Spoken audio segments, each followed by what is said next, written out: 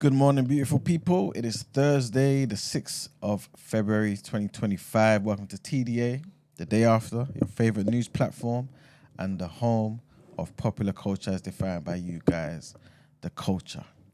And like we are every blessed day, we are hosted by the very best. Brent, you in the building? Okay. Good morning, Vietnam. How are you doing? Oh, good, man. Can't complain. Are you enjoying the good. weather? Absolutely not. Absolutely not. You know, I hate the cold. I feel like it's a personal attack on black people, if I'm being honest with you. 100%, man. And yes, I'm at the forefront suffering.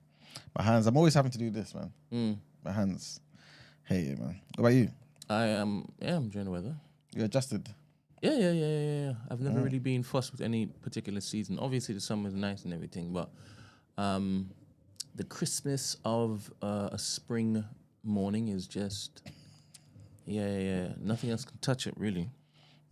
Nothing else can touch it. I always remember waking up, I think during the summer holidays when I was 16, and working as a GA.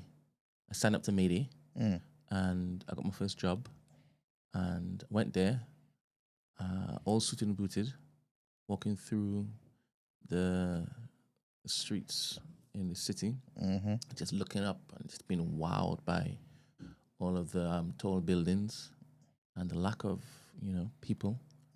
You would see people dropping off deliveries, and you may be seeing like chefs or cooks like opening up their back doors and picking up stuff or putting stuff away and whatnot.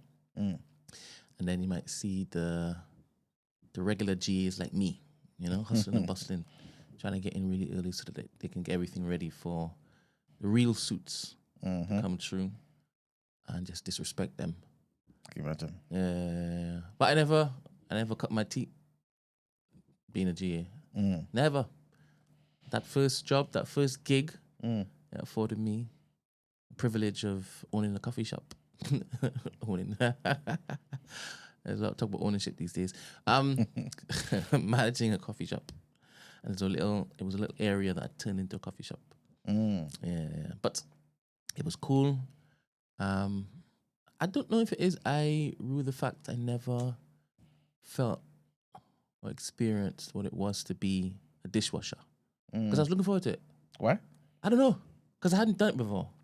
And then in my head, we would have a culture in the kitchen, right? And those people would be really cool. In my head, I romanticize everything.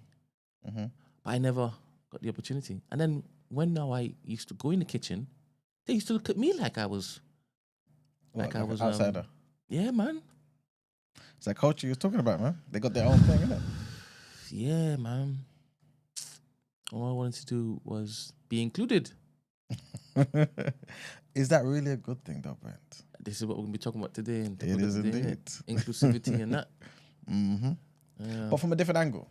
We're gonna. In fact, we'll get there. We'll get there. What was your first job? Did you ever do any dishwashing? I think so. Yeah, I think so. Did you sign up to Mayday too? Yeah. Yeah, innit? Yeah, I did. But it was good money, wasn't it?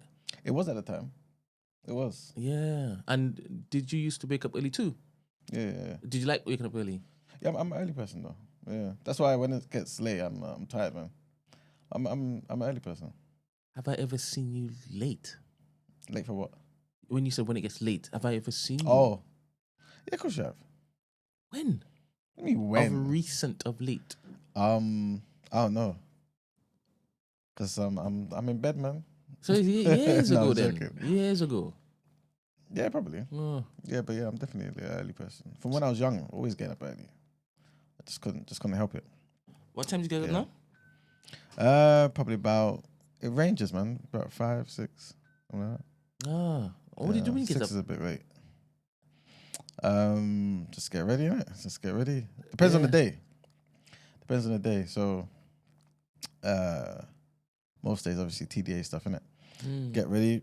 Make sure we're talking about what we're doing. The ducks sorted, all that sort of stuff. Make my way. and then here for the people, man. Yeah, you live around the corner. He lives around the corner. Not literally around the corner. He lives around the corner. In relation to, let's say, Chijoke or Mother Booth or Energy or Dr. Amani or Aisha, you live around the corner. Yeah, compared to them, though. Literally. It could take you on clear roads, maximum 10 minutes to get here. When you're speeding. Super clear on a Christmas day, if I'm speeding, yeah. 100% you can. And you should not be speeding on a Christmas day. No, but I'm just saying, like, clear roads, you know what I'm saying? All greens. Maybe 10. Yeah, about 10 to 12 minutes or so. But obviously on normal days where it's mad traffic, yeah, and you just never know when there's a temporary light or there's something crazy. Yeah. It just delays things, man. But yeah. I mean, it's been a few times, and then once it's a few times, it becomes a pattern. And then one looks to adjust what time they leave, just in case. True indeed. If one wants to basically be here, not on time, early.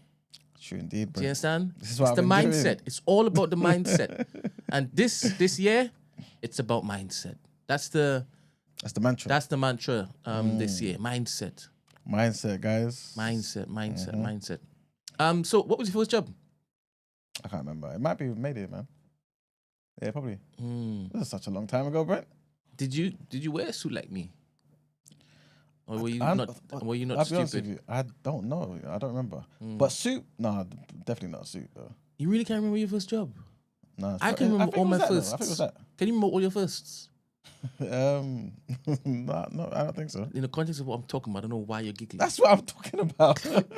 Don't know why you're giggling. I don't know what else you're talking about. But precisely. I'm just saying the first of anything. All right. I'm literally trying to remember my first car. I think it was a Corsa, you know. No, it wasn't a Corsa. What's the one above it? The model, the Astra. I had an Astra. Yeah, then I had like a coupe Megane. Then I had the BM, and then. Do you remember when you first punched somebody in the mouth? No. Ooh. You punched so many people since then. No, not at all. Then come on, man. No, because I'm literally just trying to remember, innit? Because it might have been a cluster of things What? at a certain time, and then obviously nothing. Because I'm a man of peace. You know what I'm saying? Okay. Did you a man could basically fight with his tongue. That's true indeed. Precisely, and you have a sharp. I'm not like that. What? I'm not like that. You're not like what? As in a fighter with my tongue. I don't get into arguments like that. Wait. What do you what do you classify as an argument? Back and forth. All right. How do you mean? You do it all the time. No, that's only because you know what I mean? We're having conversation. But outside of that, I don't do that. You know that to be true. I like to mind my business, man. Yeah. I don't know about that. This guy. I don't know about that. But your first punch you can't remember. Nah. Your first kiss, can you remember? Or should I say lips? And what about squeeze bum? Firstly, all of those were with consent. And It's important to always state, isn't it? Hey, I'm telling you. Yeah.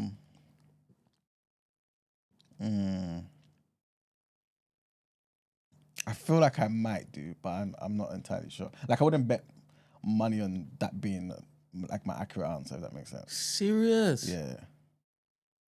I must be living differently, man. Because I don't do it bro. like so frequently. I can remember when I do it. But obviously, man like you, Not at all. Don Juan and that. Not at all. Yeah, anyway. You know, a few people have actually said when it is that you like get a trim, you look stunning, like dashing, handsome. God bless them. Debonair. God bless them. And one person even said beautiful. Thank God, man. Yeah, but I would never pass those on to Emmanuel because he's a married man, and you all keep your hands off. You all just this guy just appreciate from afar. Starting trouble. Appreciate from afar. You should be saying hey, pang pang. Anyway, any more first? What would people be interested in hearing about your firsts? first time you realized that you were a barras? Because you used to have a book of rhymes before you even told us that you had a book of rhymes. Well, it was years before you actually said, I write, Yeah. When the hell was that? That was a long time ago, right? Why is your memory so Do you know what it is? foggy? Do you know what it is? My brain is it's like I put certain things into certain places. And it's kind of like storage, isn't it? Like you've got something you care about, but you still put it somewhere in the loft, for example. And unless you need to retrieve it, you don't think about it. You know what I'm saying? I think I understand what you're saying, but I don't apply that same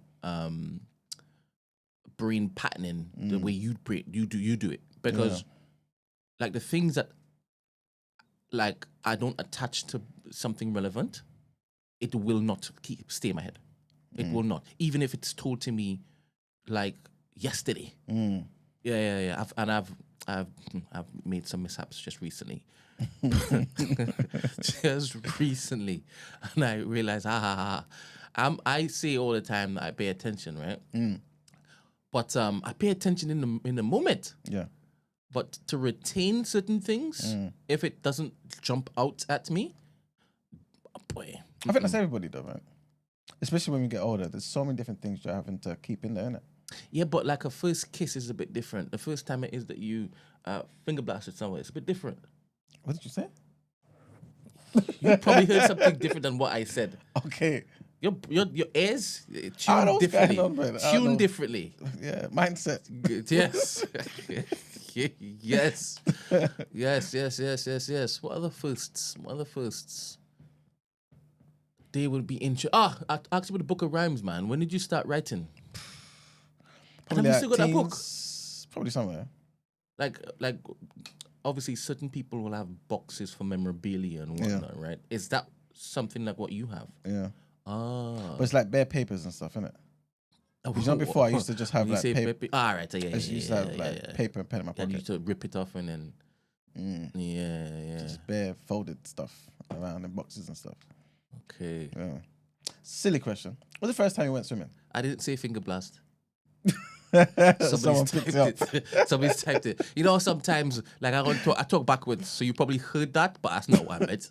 You know what? Maybe it's just I just from Hackney, innit? So maybe it's just a Hackney thing. It's a Hackney thing. We heard. It's something. a Hackney thing.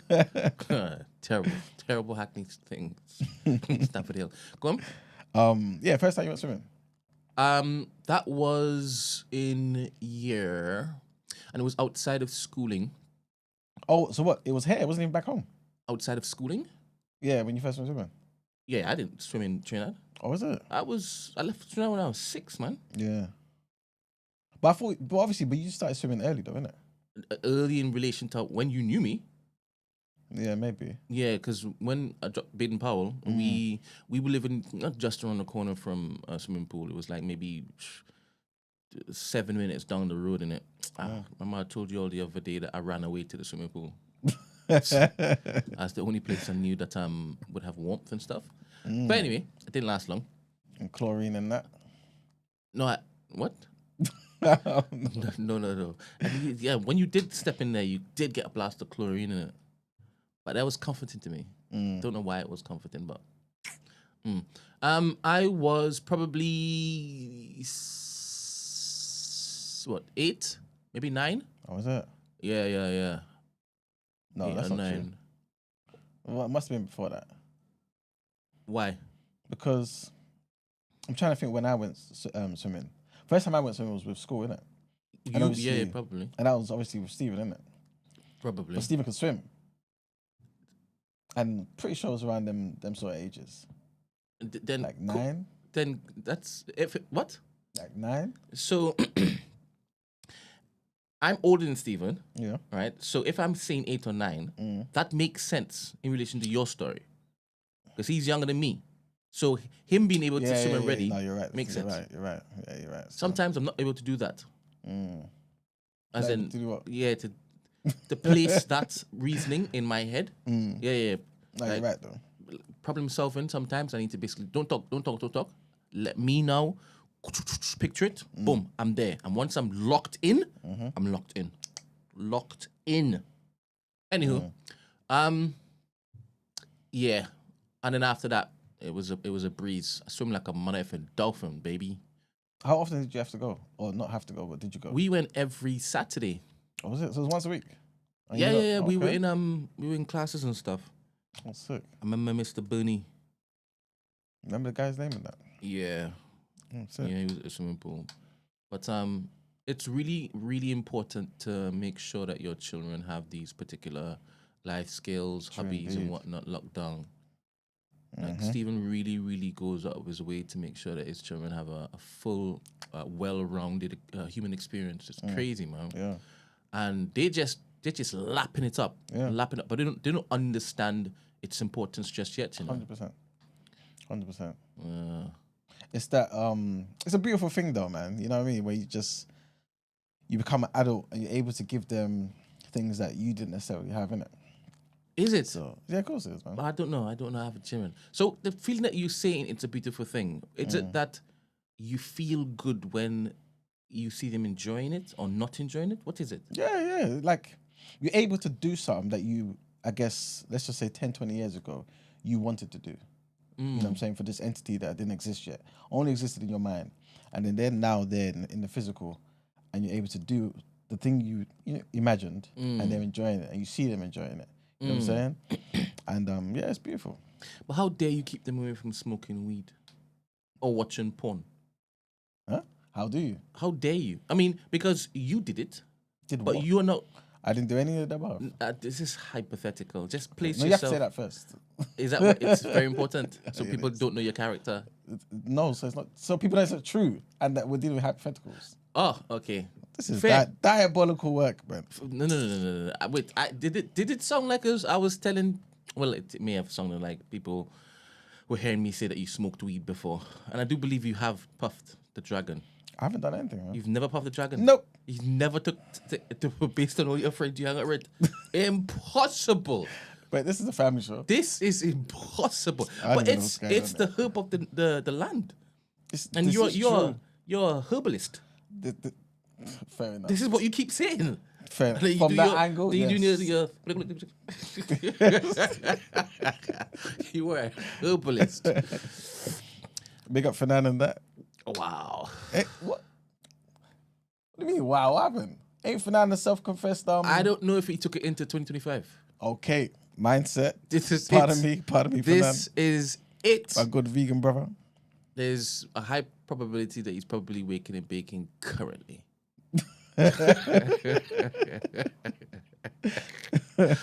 All right, then let's start the show. Everybody's warmed up. Yeah, man. Hello everybody in the chats. Y'all know who y'all are. Pew, pew, pew, pew, pew, pew. Yes, God bless you. This year is gonna be crazy. Crazy. True indeed. We love you all dearly, and y'all will find out just how much we love you all dearly. But y'all have to be like really for community building, man. Like y'all really need to commit to choosing to build the community out, man. It's a good feeling. It probably feels better than what Imam was saying you get when it is that you gift your child things and stuff. You get me? You get me? You gotta be inclusive, bro. For those who don't have the picnic yet, Yes. who of never want the course. picnic. Pardon me. That's true. That's true. Before we go into headlines, Brent, since there is no Wedding Road, Irv got you, man. R.I.P. Irv got you, man. R.I.P. R.I.P. How did he pass? I think it was I knew I was going to mess up the thingy. Brain bleed. Oh. Yeah, brain bleed and a stroke, I believe. Yeah, man. I think obviously certain things are still kind of circulating. People are not too sure, but that's the latest thing I heard anyway. So obviously I don't know how accurate that is. But I think he had a stroke or something last year, innit? Did he? Yeah. He had something. And I don't even know why I'm laughing, but 50 even put out a post back then, innit? Basically saying, oh, like I hope he gets better, innit? So that he can see my next wave, innit? Something along those lines, innit? And then today, he's put out another post saying, oh, what did he say? Something crazy, man. Something like, there was a LOL in there anyway. Yeah, he said, I'm smoking on that Gotti. On that Gotti pack. Yeah. Serious? Yeah. I think. And he said, nah, I'm joking, or something like that. God bless him. LOL. What's the etiquette? I think Margs and Loons were talking about this yesterday. I'm not too sure because I was drifting in and out of this stupid conversation. But when I say stupid conversation, because they asked me about Arsenal and Newcastle, innit? Yeah. So don't think that anything other than that was what I was referring to. Yeah. But yeah, what's the etiquette there? If you had an up, is it an up even past death? 100%. 100%? If the up wanted my death, Yeah. 100%. So I don't blame 50, you know. I don't blame him. Like when you first see it, you think, oh, come on, man, the man's dead. But then you remember, their back and forths. And the fact that in the streets as well, I guess he sided with the guy that allegedly wanted 50 dead. To shut him up. Why the hell 50? Nah, why would you ever forgive that? That don't make no sense. But, question, if he was that person, how come he still was living until nature took him? What do you mean? How come 50 didn't remove him? But that's like saying, how come they didn't remove 50? You know what I mean? In my mind, like, if an opportunity cropped up, maybe? Yeah, but these lot don't want to throw away their lives for nonsense like that, I don't think okay. so. For what? You know what I'm saying? 50's above all that nonsense. And I think Gyro and I've got above that nonsense as well. Why feed into it? I think if they were in a certain place face to face, they probably wouldn't even say something. I'm pretty sure over the years they've even kind of just walked past each other a couple of times, like on an airplane or something, or backstage at an award show or something, and nothing happened. Because why? You know what I mean? Why? You know, but you just know you're never going to be friends, innit? It just. I remember when 50 was beefing Fat Joe and them, Fat Joe, Jada, but obviously that was just rap beef, innit? It got, I guess, kind of serious because obviously they're insulting each other like in a crazy manner and whatnot, but it still stemmed from the rap, innit? You know what I'm saying? You can kind of mend those riffs, but when it's like a real situation where people's lives are on the line, yeah, I don't blame 50, to be honest with you. It's sad though, but it is what it is. You know? I wonder if it is if I was a rapper, if it is I ever would have wanted to have a rap beef. Like, I don't know if this is something that you basically go through, but do you like competition? Do you like to test 100%. yourself? Yeah. To see if it is just so sharp? Yeah.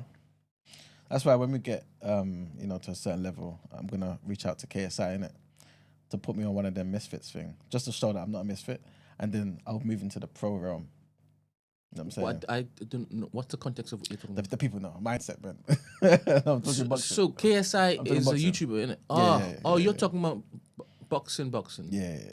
Okay. But yeah, competition is everything, man. As a man, is competition important? I believe so.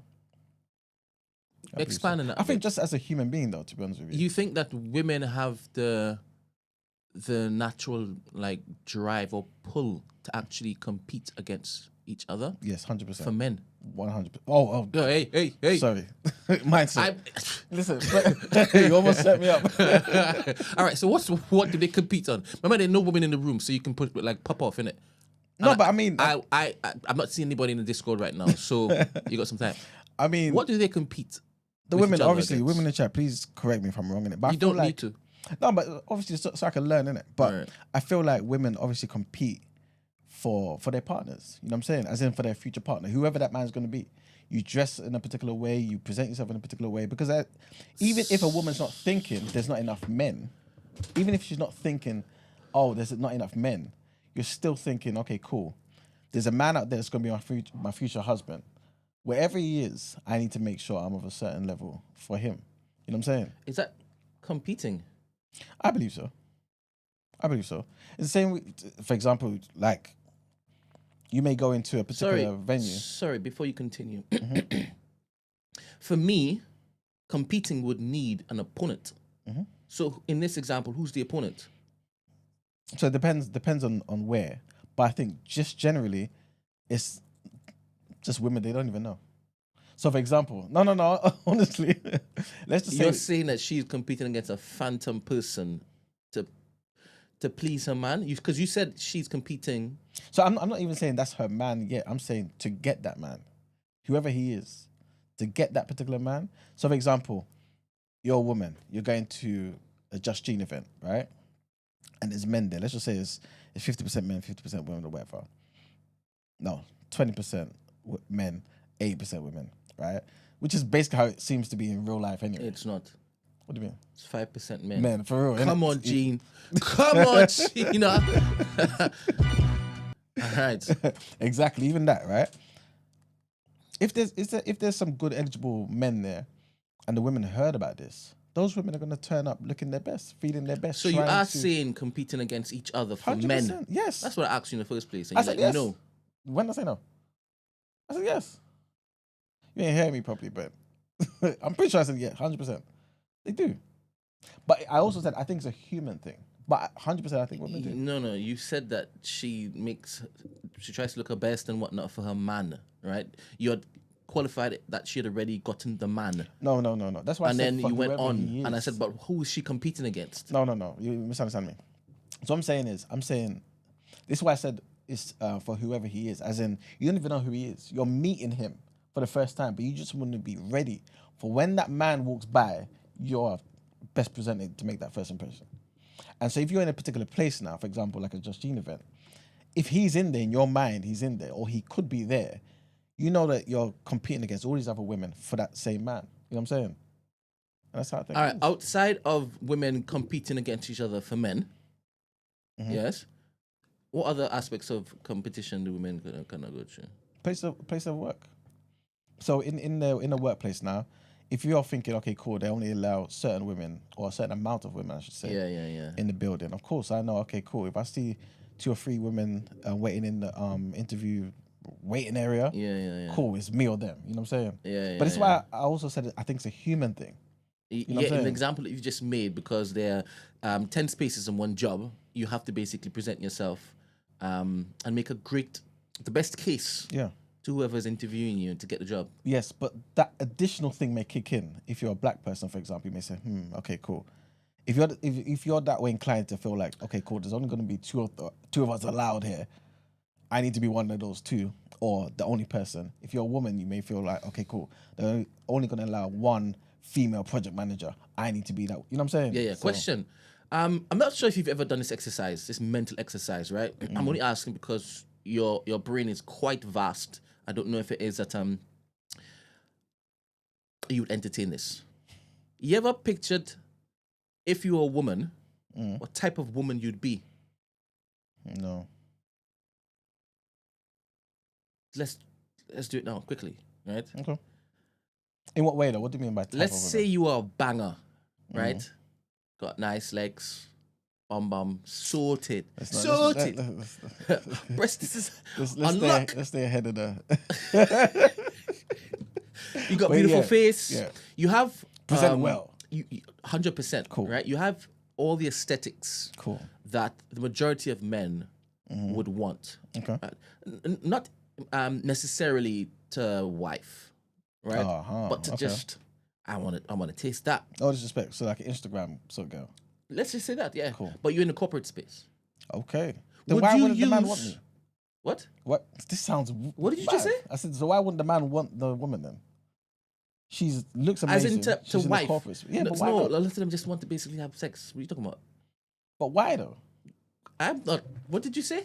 Yeah, I know it sounds weird, but why though? So why does it sound weird in your mouth? I'm finding it weird. You saying it's weird because it's coming from your mouth. But why are you finding it weird?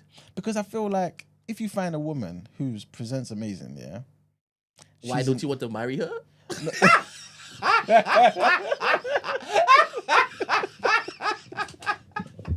So what? This is men's default. Let's commit. What? What? I'm a different type of guy, baby.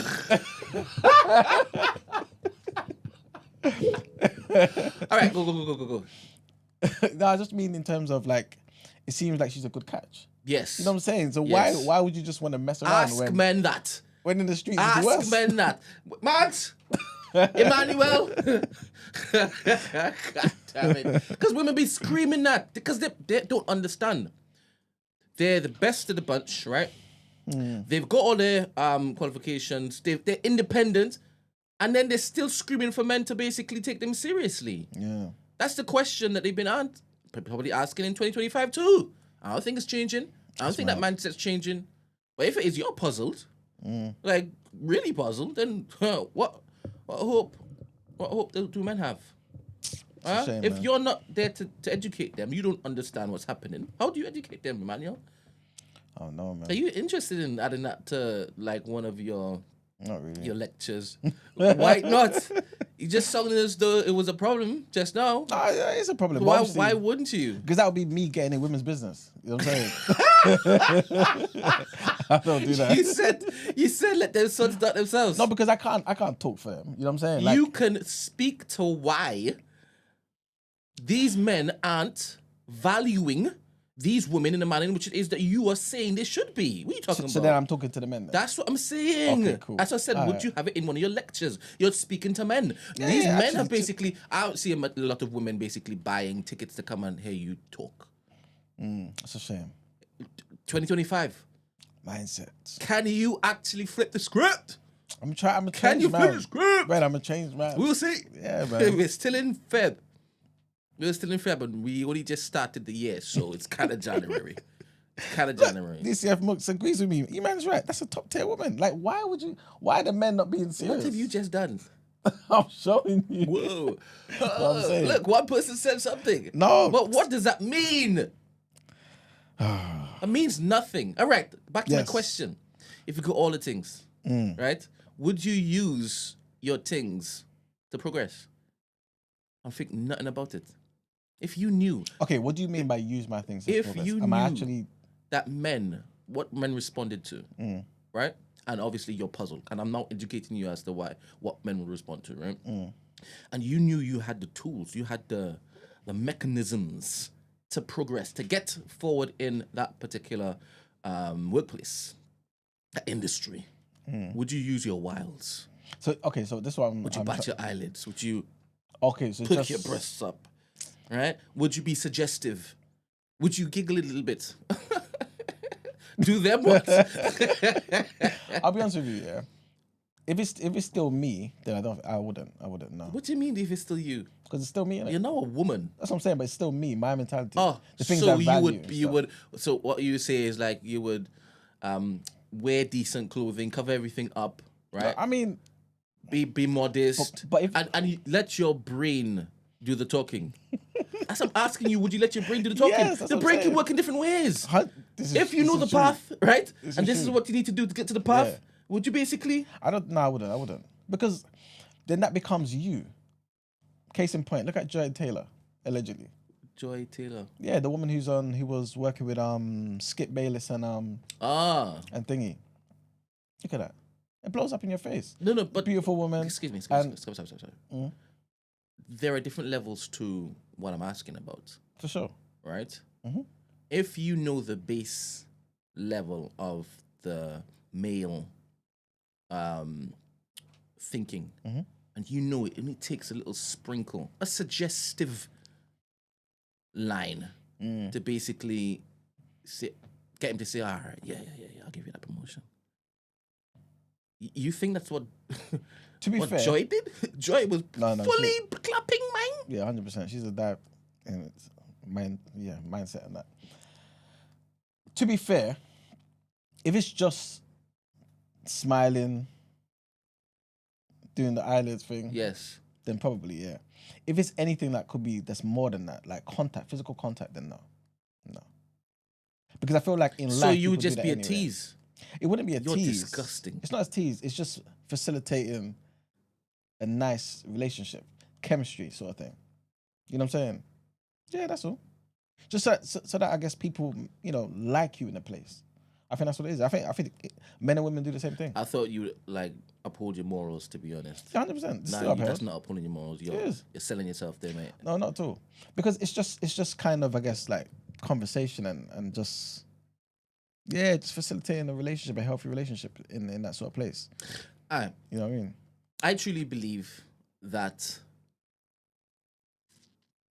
there are certain things that people should not be judged for in order to basically progress, especially if there are limitations, there are boundaries, there are doors that are placed in front of them to hamper or impede them succeeding, right? Now, obviously, early days, women would have had to do a bit more than they would have to do now, right? Okay. And I know your friend has not changed the landscape. He's changed the game by saying everybody's on level playing field, and it's all on merit. Who's my friend? Oh, Trump. 100%. Okay. It's all on merit, yeah. There's not going to be any perversion to that at all. There's not going to be any reversion or reverting to norm where if they're like, well, how could you prove it wasn't? They just happen to have 95% of white people working here. But I don't know if, because as you keep telling us, everybody has different like ethics. Like a lot of black people tend to have it framed around their religious upbringings, innit? And it scuppers what it is they can do when it is they're in those particular positions because of that conscience of theirs, right? But you keep telling us to abandon religiosity, abandon God. That's what you keep telling us, isn't it? What? You are a terrorist. Oh my God! I'm saying God needs to stay put. We need to keep God here as much as possible. Otherwise, we're done. Do you think somebody could basically have the type of principles that being raised in a religious family affords you when it comes to now being in a workplace and utilizing unethical tools to get what you want? Do you think that could be had or learned without religion? All right, so or some embers and beginnings of religion? okay, so basically you're saying if somebody didn't have the religion in the beginning, yeah? Yes. Could they use their physical attributes to Could they still learn to be principled and not to be like flinging around their assets to 100%. get favor? Yeah, I don't think it needs to directly come from religion. No. No. I'm trying to think of where to take it. So abandoning God might be a good thing. I don't think so. I think we need God. I think God has stopped us from doing a bunch of different things. That's insane. But I don't think I don't think every individual needs. Yeah. You know what I mean? A religion to have some sort of moral guide and compass. Yeah. We see it all the time. There's just a very nice atheist out there, man. If you were to basically get the option to basically do you again, your physicality, what would you ask God to sprinkle in? Let's be honest now. If I'm being honest. Would you like to experience what it feels like to be up here? Honestly. No, what I was going to say you stay the same? Yeah, I would. Serious? Only thing I would change is, if I'm being honest. Yeah. I don't want to say this, to be fair. Couple inches? Be a bit blacker. Sudanese things. Yeah, man. Yeah? Yeah. But then you won't be able to see your fantastic beard. The delineation from your beard to your skin. Yeah, I don't need it. It's fine. Oh, serious? Yeah. But to be fair, if I'm back home, I become that anyway. It's because I'm here. The lack of sun is making me just melanin. That's the only thing you change? Like nothing else? Yeah, I don't think so. Come on. No, I'll play this game then, seeing as you don't want to play this game. No, I'll tell you why. Because I feel like it may sound weird or even, like a cop out, but I feel like the person you are today will definitely not be who you are if anything was changed. Anything. Say that again. The person you are today. Yes. If something was to be changed, you wouldn't be who you are. That's basically what I'm saying. Yeah, might be different, but what does that mean? It don't become me. That yes, would be I who know. I am now. I know. And But the same way when it is that you hit the gym, before you hit the gym, right? You were Emmanuel. After you hit the gym, you're still Emmanuel. 100%. But you worked for it, If you and lost all of those things. a foot, would you stop being Emmanuel? No, but then you still be. I'll be a limping Emmanuel. Yes, You know what I'm saying? but you would still be Emmanuel. 100%. But I'll see the world differently. I'll behave differently. I know, but this is life. That's what I'm We saying to you. evolve. We Yeah. devolve. Yeah. Okay. I don't know. I think I don't know. Maybe because I just don't see the world that way, so it's hard for me to think what would I change. Have you got any insecurities? Probably. Have you ever looked to be like, what if I didn't have this? Probably. But What was one insecurity that you wished you didn't have? so now I have to think.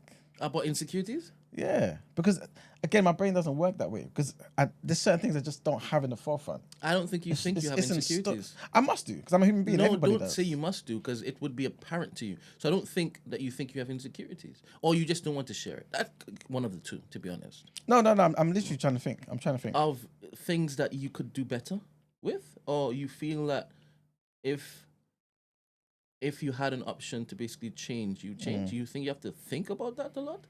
That's what I'm saying. It's not in the forefront of your mind, in the middle of your mind, or the back of your mind. It's not there.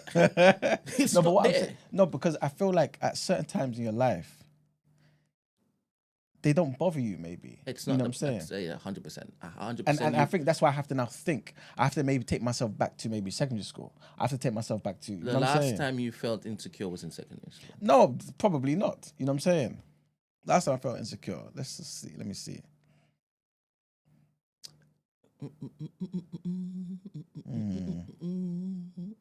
Maybe when I wasn't in the greatest of shape. All right, so when gym-wise. maybe when I was eating the meat and that. When you, yeah. Mark's not here. You don't have to basically front. You could say stuff like that all the time. What happened? Why else you eating meat? I don't mind. Oh, what? Guzzling it down. Don't say it, bro. I wasn't even Feel thinking free, that. bro. No, I was laughing at the This fact is the that mindset of 2025. I was laughing at the I'm meat gonna versus start a vegan campaign. thing, not the pause I'm thing. going to start a campaign This to guy. basically remove this thing from our bloody zeitgeist. It must be removed. It must be removed. The immaturity of these men. Big age men, I wasn't even thinking of that. Good. So you were guzzling meat and you got a bit chubby. The thing is, I wasn't even fat though. I wasn't chubby. You were never I've fat. never been chubby, but just not Name something optimum. else. Come on, give people something. I man. can't think of something, Brent. This is what I'm saying. It's not there. Of course, it must be there. Don't say it must be. And if it is, you're saying it's not something you can pluck out. Then it's not even something you're looking to work on. Potentially, yeah. So the things that you feel, right? Can you change all insecurities? You can acknowledge it, or you can present it. You can say what it is.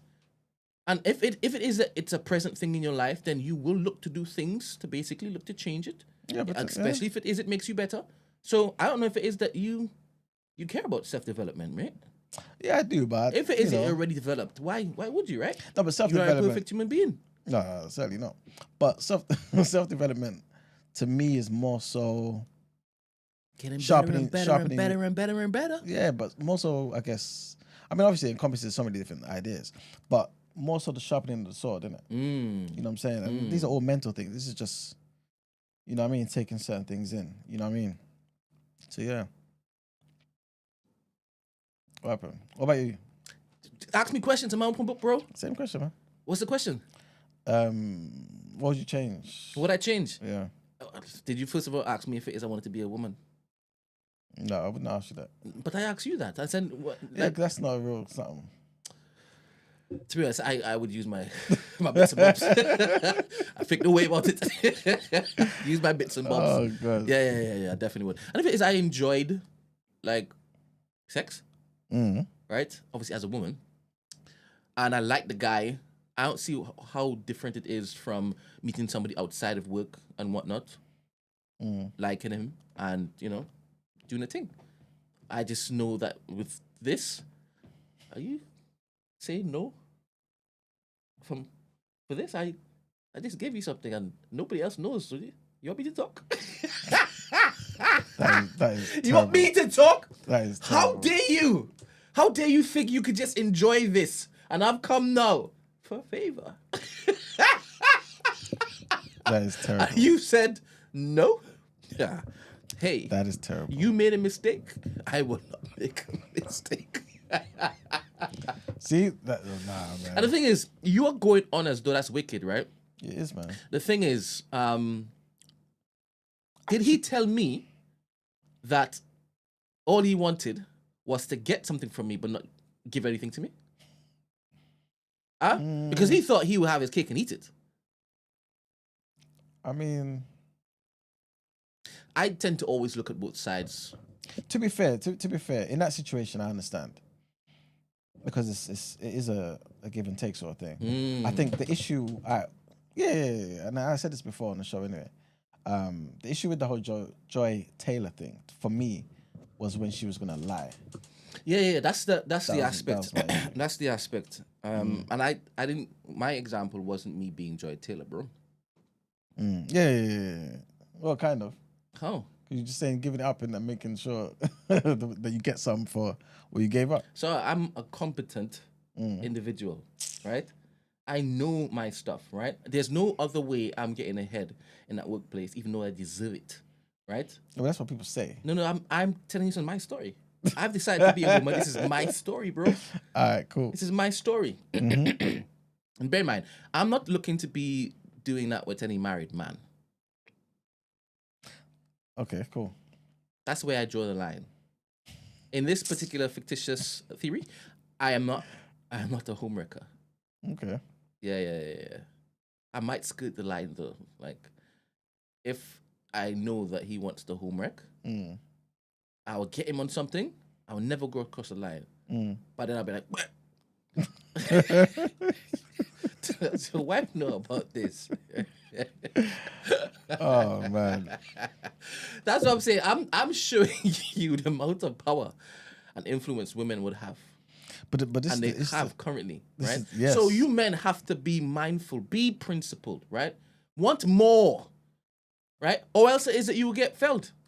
You will get felled, and you can't blame anybody other than your stupid desires, your lusts, your carnivorous mentality. I don't agree with that. You think that men should have their cake and eat it?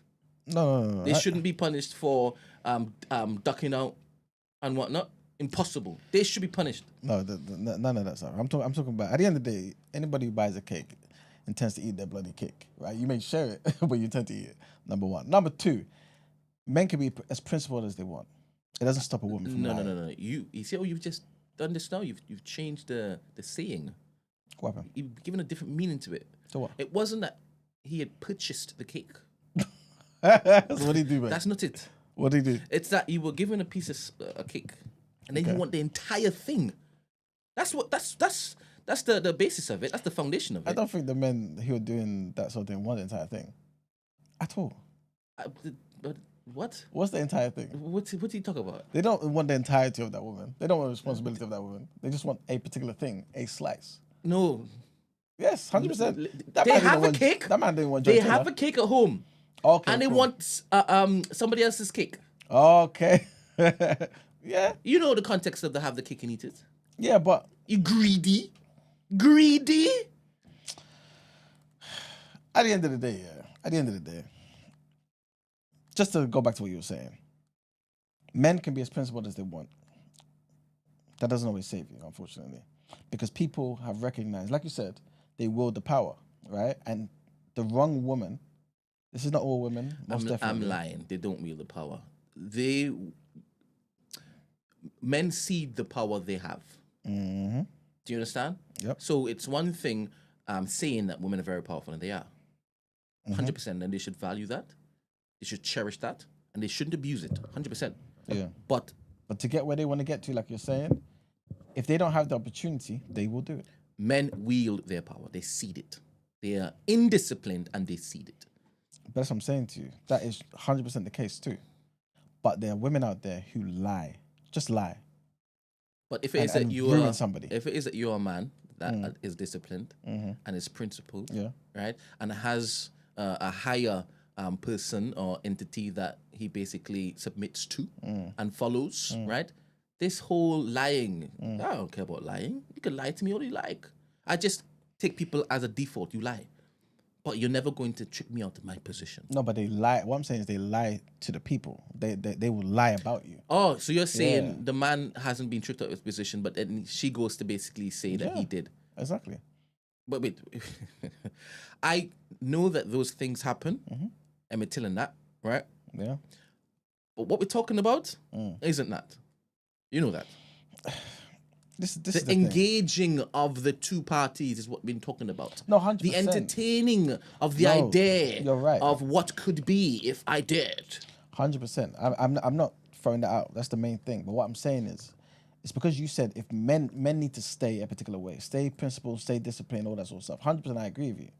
But I'm just saying that for some men, even when they do, they find themselves victim to somebody's lies because somebody wants to maybe get one up on them or maybe progress in their career or whatever it may be. I don't even know their motivations, but that's just how it is. We're dealing with human beings here. People do these sort of things. That's what I'm saying. Yeah, so that was the woman stuff. Was it the second question you asked me about my insecurities? Insecurity, sorry. Yeah. Would you change anything? Yeah, I would, man.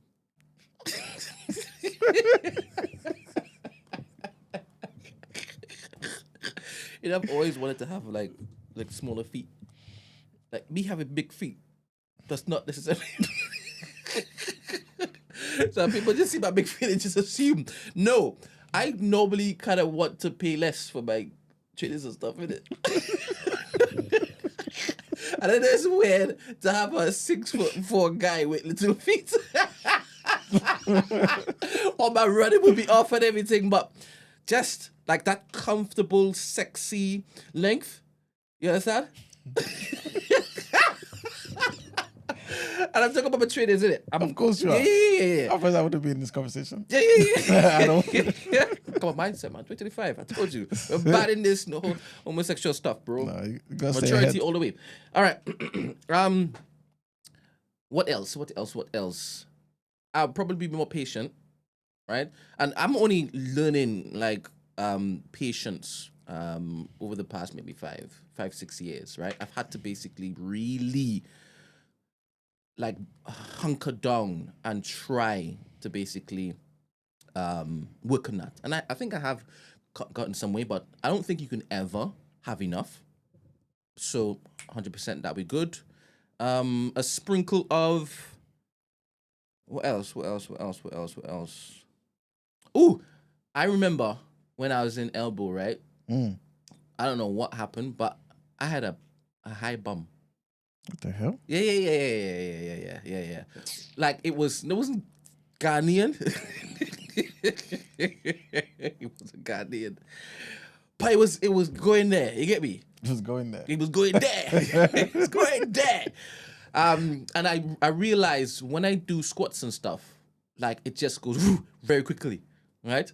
But then because I'm different now, right? I can't go too crazy because it would look weird. So just the right proportion, sprinkle. Yeah, I'm right to that.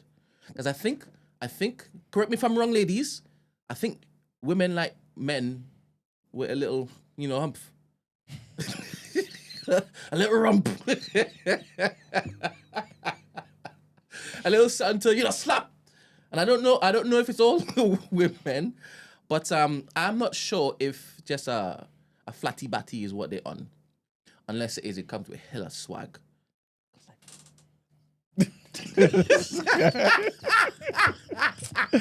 Oh my days. Let's get into that. This guy's a But terrorist. you said Wooden Road, so we had a little time. Don't judge us for this because Us. you said judging me. bro, I'm entertaining the people, bro. I tried to basically open you up. I said 2025.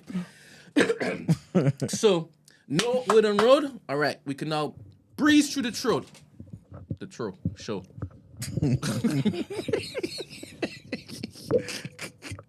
All right, go. Serious things now. Yes.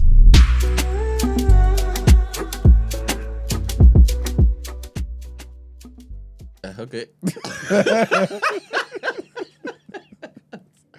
This guy said yesterday, see, or I just laughed. Imagine. All right, people. Headlines.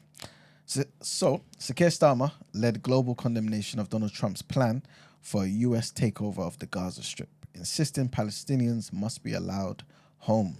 Mr. Trump announced his intention for the U.S. to take over Gaza and resettle Palestinians in Egypt and Jordan while the Strip is transformed into the Riviera of the Middle East. Sir Keir Starmer responded, telling the Commons they must be allowed home, they must be allowed to rebuild, and we should be with them in that rebuild on the way to a two-state solution.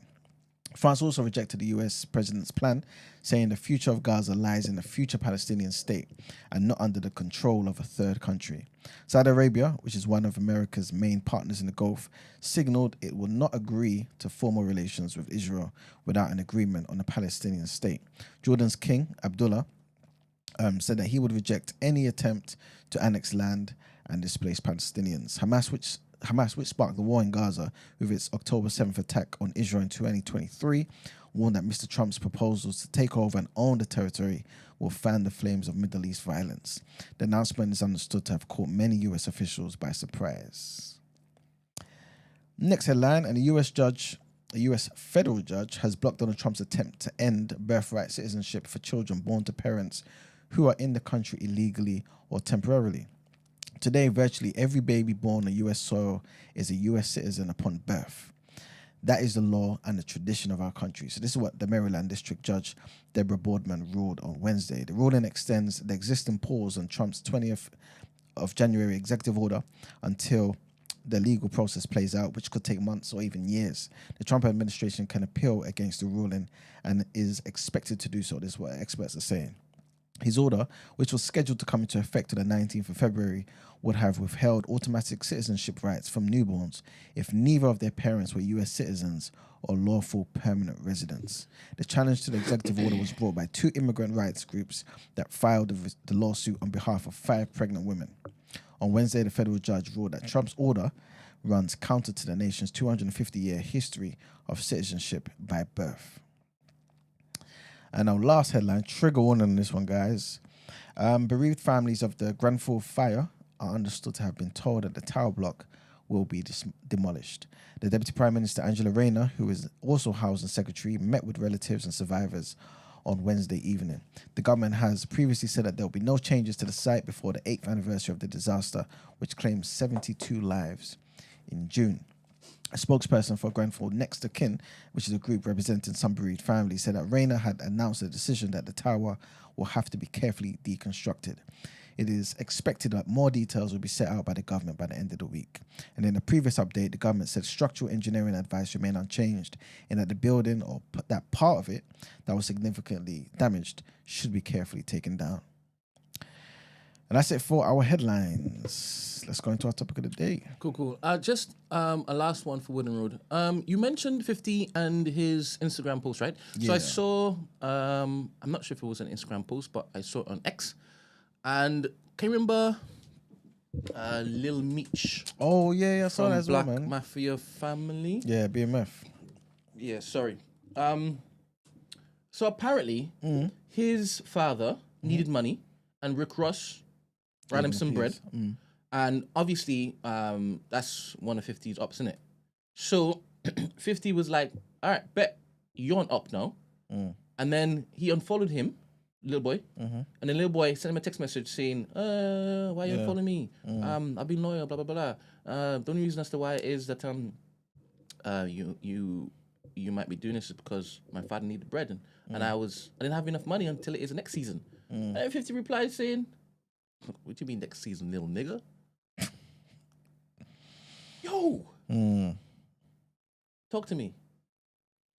Yeah, what do I say? Do you agree with that behavior? What, from 50, yeah? From 50? I don't think 50's cutting him out, if that's what you're saying. What? Are you saying that 50's cutting him out? That's exactly what he's saying. Yeah, I don't think he's doing that, though. Oh, serious? No, I don't think so. Do you think know he the was... thing is? He's good. What are you talking about? He will get him killed on the show. It's a real story, though.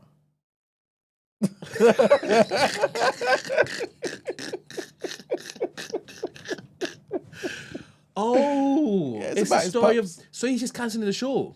Yeah. But he won't do that. But why can't he just switch him out as a character?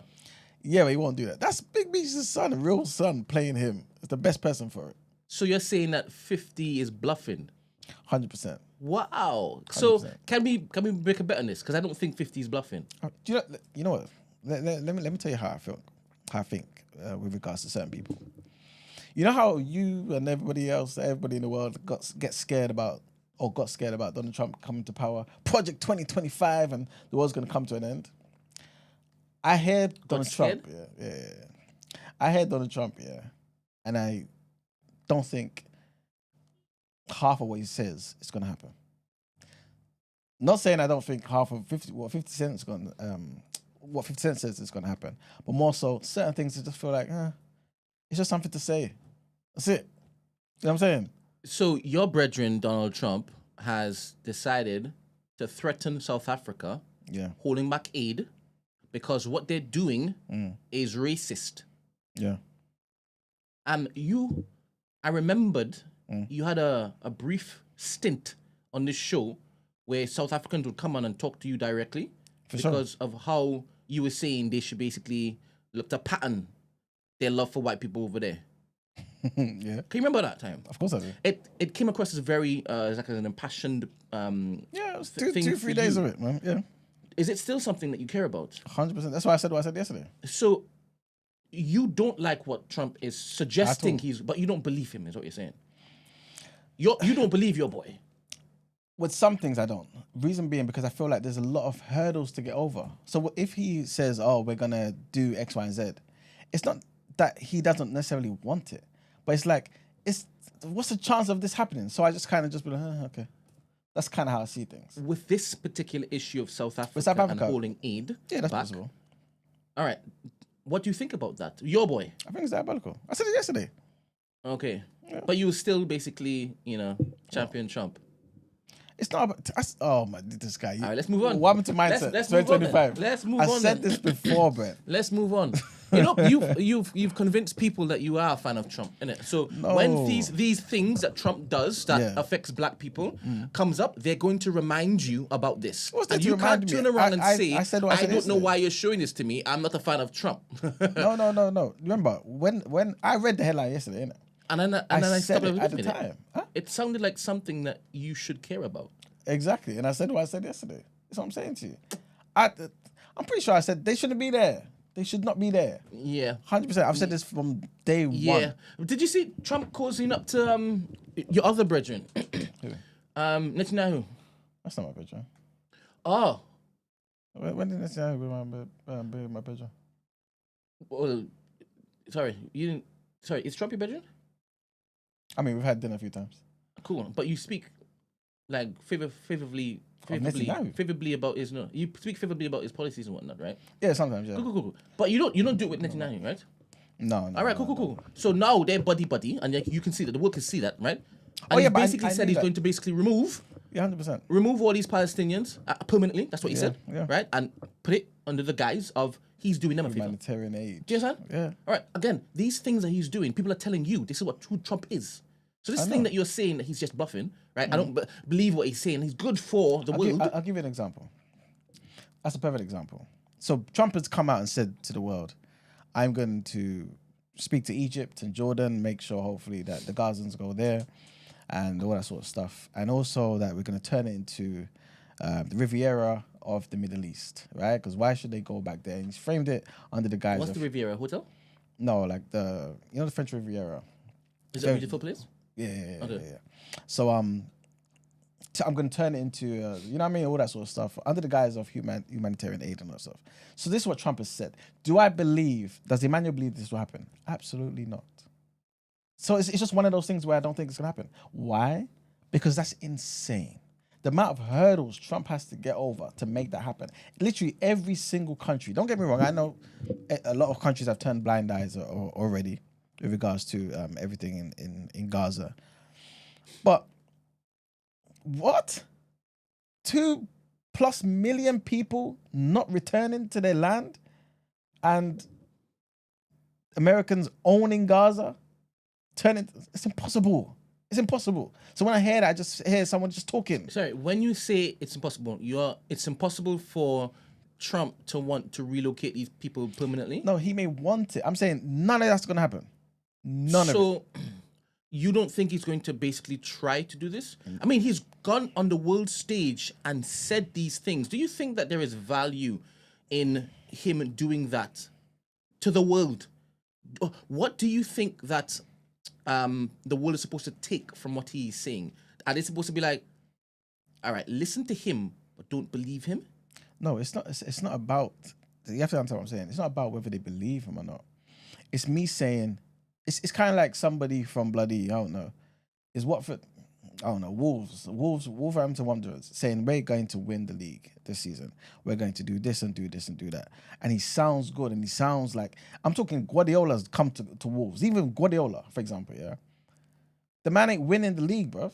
That's basically what I'm trying to say to you. So he may try, but what I'm saying to you is the reason why I can discount it is because I don't see it happening. So the main part and the most important part, I believe, is that he's going to try. That's what normally happens. That's the process. I understand. You have politicians basically laying out their policies and they look to try to achieve them. Yeah. The trying is the dangerous part of it. It shouldn't be tried. I hear what you're saying, but I'm also saying I think depending on what it is, the trying may just be, I've just given you 2 examples of what he has said he is going to do, to what he said he's going to try and do. Are you listening? But The two things go against what you claim you believe in. What does that mean? What's that got to do with anything? I've never ever I'll said tell I you what agree it with means. Trump's all of Trump's policies. It means that when you sit here and you say you're pro-black over everything, and you only care about the progress of black people across the world, what he is doing goes against that. You realize that, right? Yeah, what does that mean? It should mean that you should speak out against it. Yeah, but when it happens, I do. Yesterday was a case in point. I had to question what that meant to you, and you're like, maybe that doesn't mean that. Remember yesterday when it is that you were like on the fence about whether what I was suggesting actually means it? I wasn't on the fence about anything. I said very clearly. So it's very clear. So state it clearly now. As we're in 2025, state clearly that you denounce Trump. Why do I need to denounce Trump? What he is... Listen carefully. What's going on here, man? You don't need to do anything I ask you to do. Provided you do not need to be forced to do anything. I'm not trying to bully you, right? Right now, you've just identified that the 2 things that he's done is against black people internationally. Do you agree with that? All right, yeah. I don't want to force you to say anything. Do you? I said this yesterday for anyone who was listening. I'm talking to you now. Okay, I'll say it Let's again. not go back to yes, yesterday, 100%. man. Let's stick to South Africa. I think it's diabolical. Him and Master need to get the hell out of there. All their plans for black South Africa need to go. I love it. But no one's surprised by this.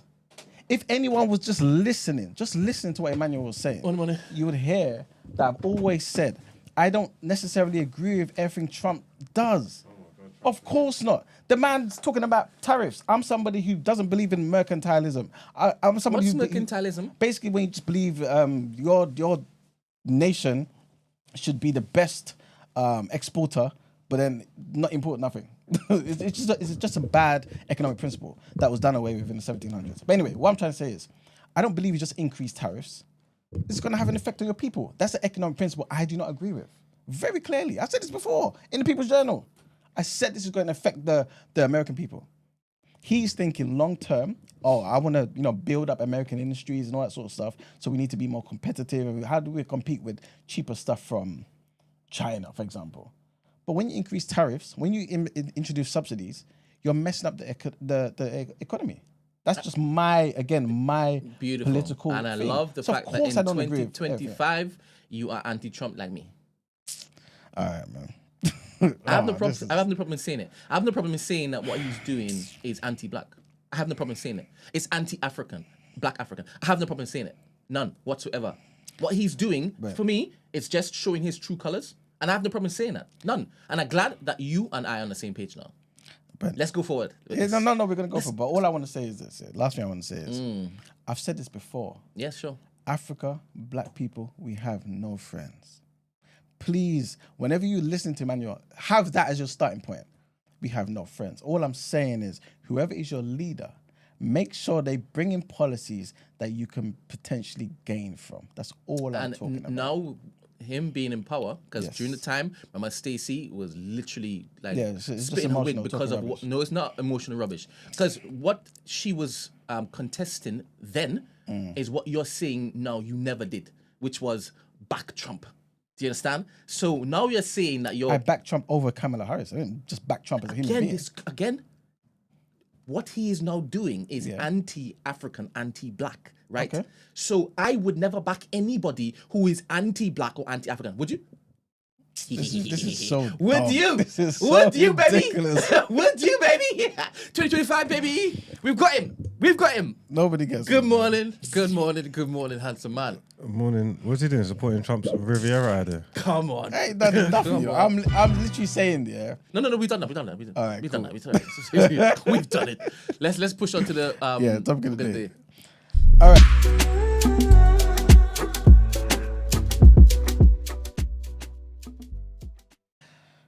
All right, people. So today's topic of the day.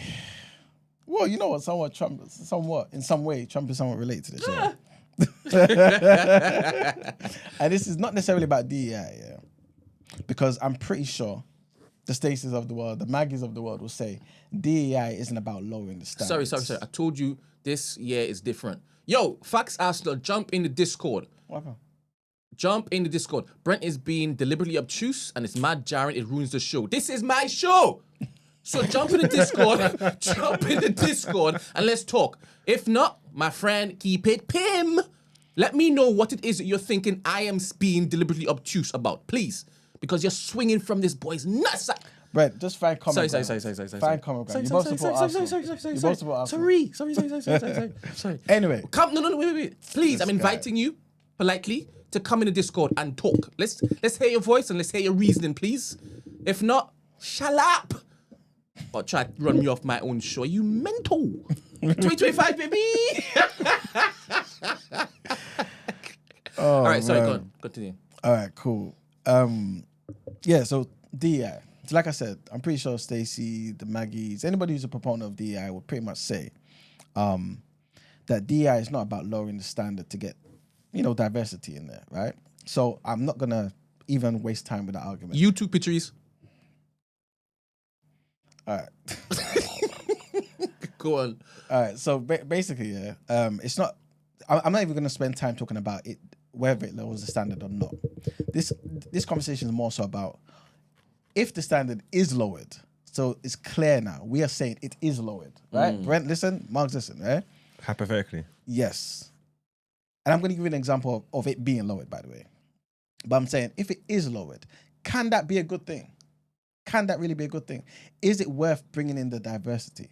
Because maybe diversity does add another element to the overall organization, overall picture, and makes it better in some capacity. Is that possible? Can we lower the standard? Is it worth lowering the standards to bring in more people, and maybe that soup of different people and different minds makes it overall a better thing? Are we thinking of our standards overrated, basically? Are standards overrated? Yeah. I'll give you an example later, but I just want to hear you guys' initial thoughts. Or can they be overrated, I should say? Everybody's got different standards, innit? Mm-hmm. So I think that will boil down to the individual. If you've got like a workforce and you care more about the feeling and the vibe and the culture in there, and you're not a stickler for perfection, you might be prepared to lower your standards a little bit to get that feeling that you want in the workplace, kind of thing. But then there might be someone else whose bar's set higher than that, and they don't care whether everybody's coming into work happy and how they feel. They just need results and they want the best in class, isn't it? So it's going to vary from people to people. Me personally, I'm not dropping my standards. Okay. Yeah, I'm not dropping my standards for some sentimental shit. It might not be sentimental. Though. It might just be something that could benefit that you're not necessarily seeing. Benefit how though? That's what I said. You got to sell this to me then. All right, cool. Brent, what's your thoughts? I'm gonna come back to it. Ask me the question again. All right.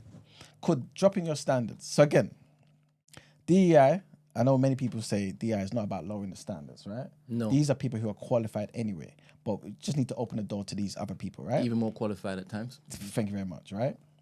But I'm now saying, that aside, this is a situation where we are lowering the standards now. I'm saying we are doing this, yeah? To allow more people to come in. Could that be a good thing? Is that ever a good thing? Are standards overrated? Because perhaps having a diverse pool of people could be more beneficial long term, even in short term, by lowering those standards in ways you just haven't like perceived yet. So the application of deploying DEI Yeah. is not done correctly, and it's just allowing anybody in that doesn't meet the standard that it should actually meet. We're not. Is that a good thing? Yeah, but we're not talking about people who are just completely rubbish though. But we are saying we are lowering the standards. I don't think that's a good thing. Okay. It will kind of dilute and poison the actual pool, the exercise. Okay. And in the end, it's going to do more damage than any perceived good. But are there situations? Sorry, go on.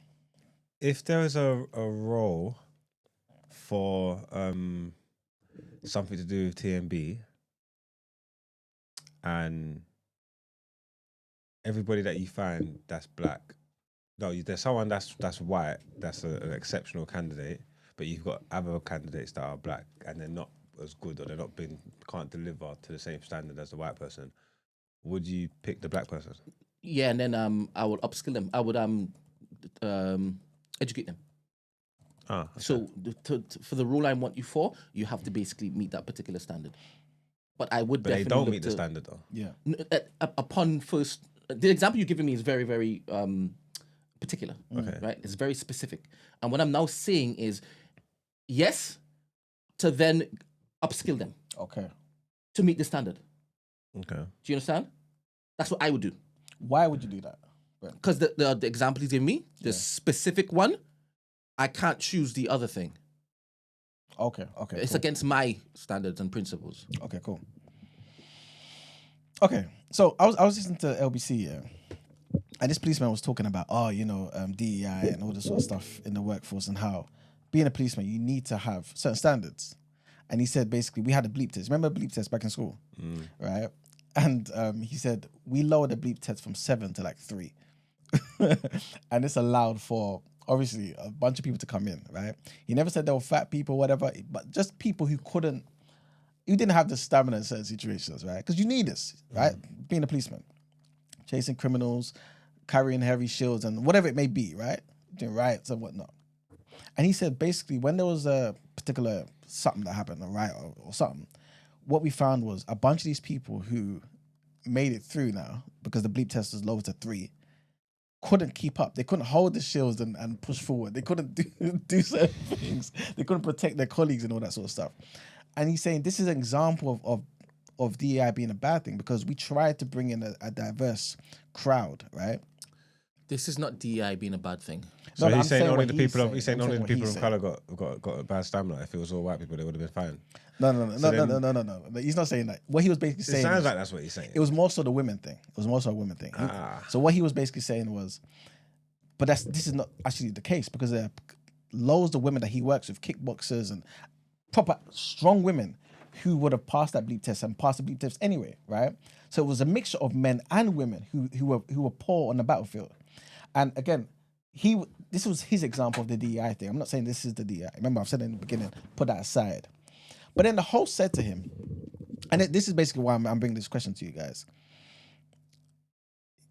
To him, to the host, it seemed as though it was worthwhile lowering the standard so we can have more women in the workforce, because of the reputation of the police already. So stuff with, trigger warning, what happened with Sarah Everard, just a sexism that's rife in the police force in this country and things of that nature.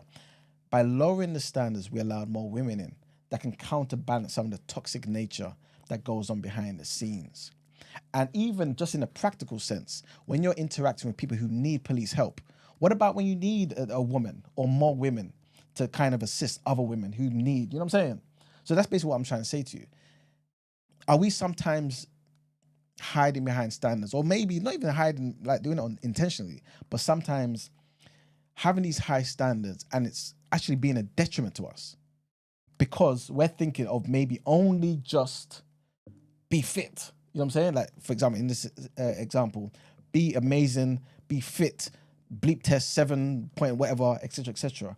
But then when you're actually in the field and interacting with people, serving and protecting the people, you don't have the empathy and the sympathy to actually connect with people because maybe you don't have that, what women have. You know what I'm saying? Because the standard is too high and we've cut out certain things.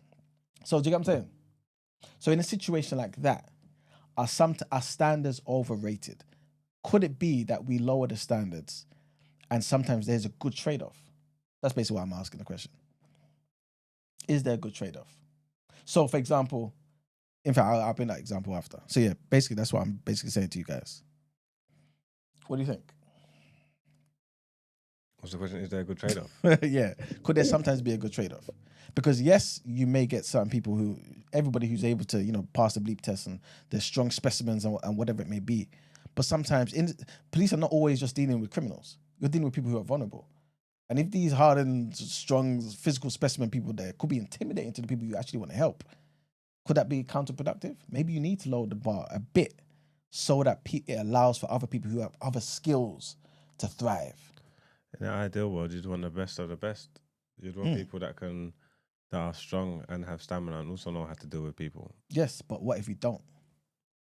Then upscale them like what Brent would do. Can you always upskill a man to do, I don't want to say a woman's job, but yeah, in certain cases, can you always upskill a man to do a woman's job? Can you upskill a woman to do a man's job? Let's deal with specifics, please. So, for example, it's quite a open-ended question. Okay, so in the same example that I'm trying to policing, on the beat. Yes. So you're dealing with a woman that's vulnerable, right? So we had the same situation with child Q, and in fact, let's not even use that. But basically, it's a situation where you're dealing with vulnerable women, for example. And if we had more women on the force, right? Potentially, those women could have deal with the situation that's better. Sometimes a vulnerable woman just doesn't even want to see a man. But you come in there, obviously you're a police officer, whatever, you come to help or whatever it may be. But just seeing this man might be an issue. If we had more women, maybe that situation would be, better. So, yeah, that's basically what I'm trying to say. Is the trade-off worth it sometimes? Because sometimes we're only thinking about one particular thing. And we're not thinking about all the other parts of that job that's necessary. I don't know. So you're useless in any other situation. The only time you're gonna be valuable is when there's a vulnerable woman about. So then, what are you doing the rest of the time? No, you're good in all the other areas. But I'm just using that as one example of just saying, what about the other areas in life that we may not always take into consideration? Because maybe you just don't know until you're in that situation. You know what I mean? And by then, maybe the damage is done. I don't know. You might be able to find some type of reason for that, but I'm not here for lowering standards still. Not from other people can do what they want, but for me personally, when I'm running my ship, when I'm what I'm on, I need high standards. Yeah, look, Maggie, I think you're pretty much saying what I'm saying. She said, but what about police officers that lack emotional intelligence? Is the standard too low? So in that particular area, maybe we've forgotten about the fact that when you need to interact with everyday people, you need to have the emotional intelligence. What about us increasing the standard in that particular area? So those men who are able to pass the 7 on the bleep test won't be able to make it because they don't have the emotional intelligence. You know what I'm saying? But what if we maybe increased that a bit and lowered the bleep test a bit? You allow a bit more diverse crowd who are good in both. You know what I'm saying? Maybe not excellent in one particular thing, but good enough in both. You know what I'm saying? So lowering the standard, I'm asking, could this be a good thing? I don't know. I'd rather raise the standard for both things. Like you're saying, they're not there, but you got to find them, or you got to train them, or that's better.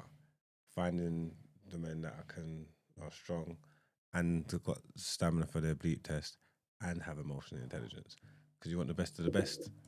Yeah. So the standard and the level to even to even have that job should remain high, and that's what's creating the problems. Is where they're lowering the standards for whatever it may be, whether it be on physical, emotional, or whatever. When you're lowering the standards and just letting anybody and anyone in, that's how you get the problems that you got. Whereas if you raise the standards and was strict about maintaining them, everybody in that position would be a certain way. Yeah. It doesn't matter whether they're hard to come by or not. That's the whole point. But you need more people though. You know what I mean? Like, 'cause you still got to deal with, I don't know, the 60 plus million people in the country. You still need a force. That's why you have to train them. That's why you get a good police academy. Yeah, I mean, yeah, man. Brent, what's your thoughts? It seems like everyone in the chat feels like this is silly, except it's like Menelik gets exactly what I'm saying. No, Facts Arsenal agrees with you. Okay, big up Fact Arsenal. Well, he's not even talking, so Right. I don't know why he's not talking now. Help him. Come on. Help him. Because basically, the aim of where I'm going is basically what Menelik said.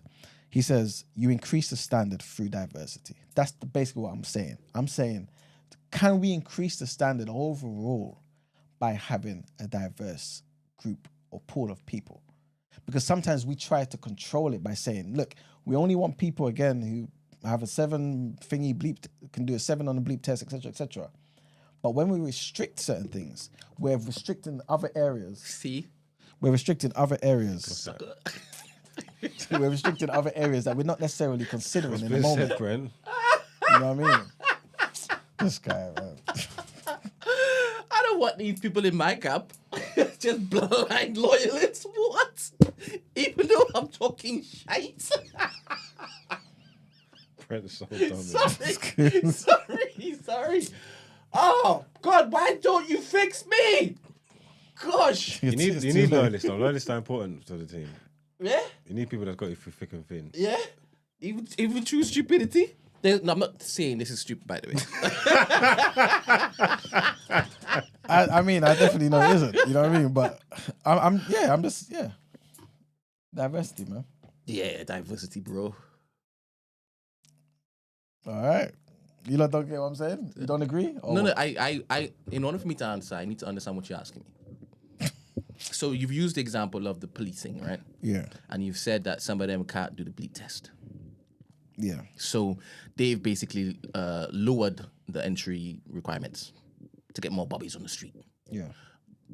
Lovely. And in doing that, some of them, we see the videos where 3 women tried to accost a guy. Yeah. Did you see that video where one of them would just...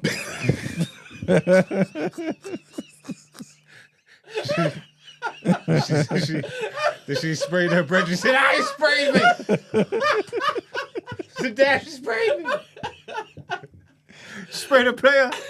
Spray the pimp. Oh, one of them doesn't want to break her nails and whatnot. I don't think pimp that speaks to anything other than, like, I don't know why her governing officer allowed her to come to work like that in the first place. She ain't gonna be doing no proper police work going out looking at that. Just the same way as, you know. And this is what he did. And this is the problem. This is what he wants, though. He wants to lower the standards for diversity. Who's he, Emmanuel? Emmanuel, yeah. Like what Emmanuel's talking about is leading to that same video that we just saw. Because it's got nothing to do and obviously it's giving women a bad name and bare people using it to get their sexist shit off and all that whatnot. But there's women out here that are ex-soldiers and things, like he said, that do kickboxing that know my type. Get a woman that's in prime physical shape that could have punched my man in his throat. He's not You get what I'm trying to say? advocating for the lowering of the standards. He is. He's not. He said lowering the standards could raise the standards.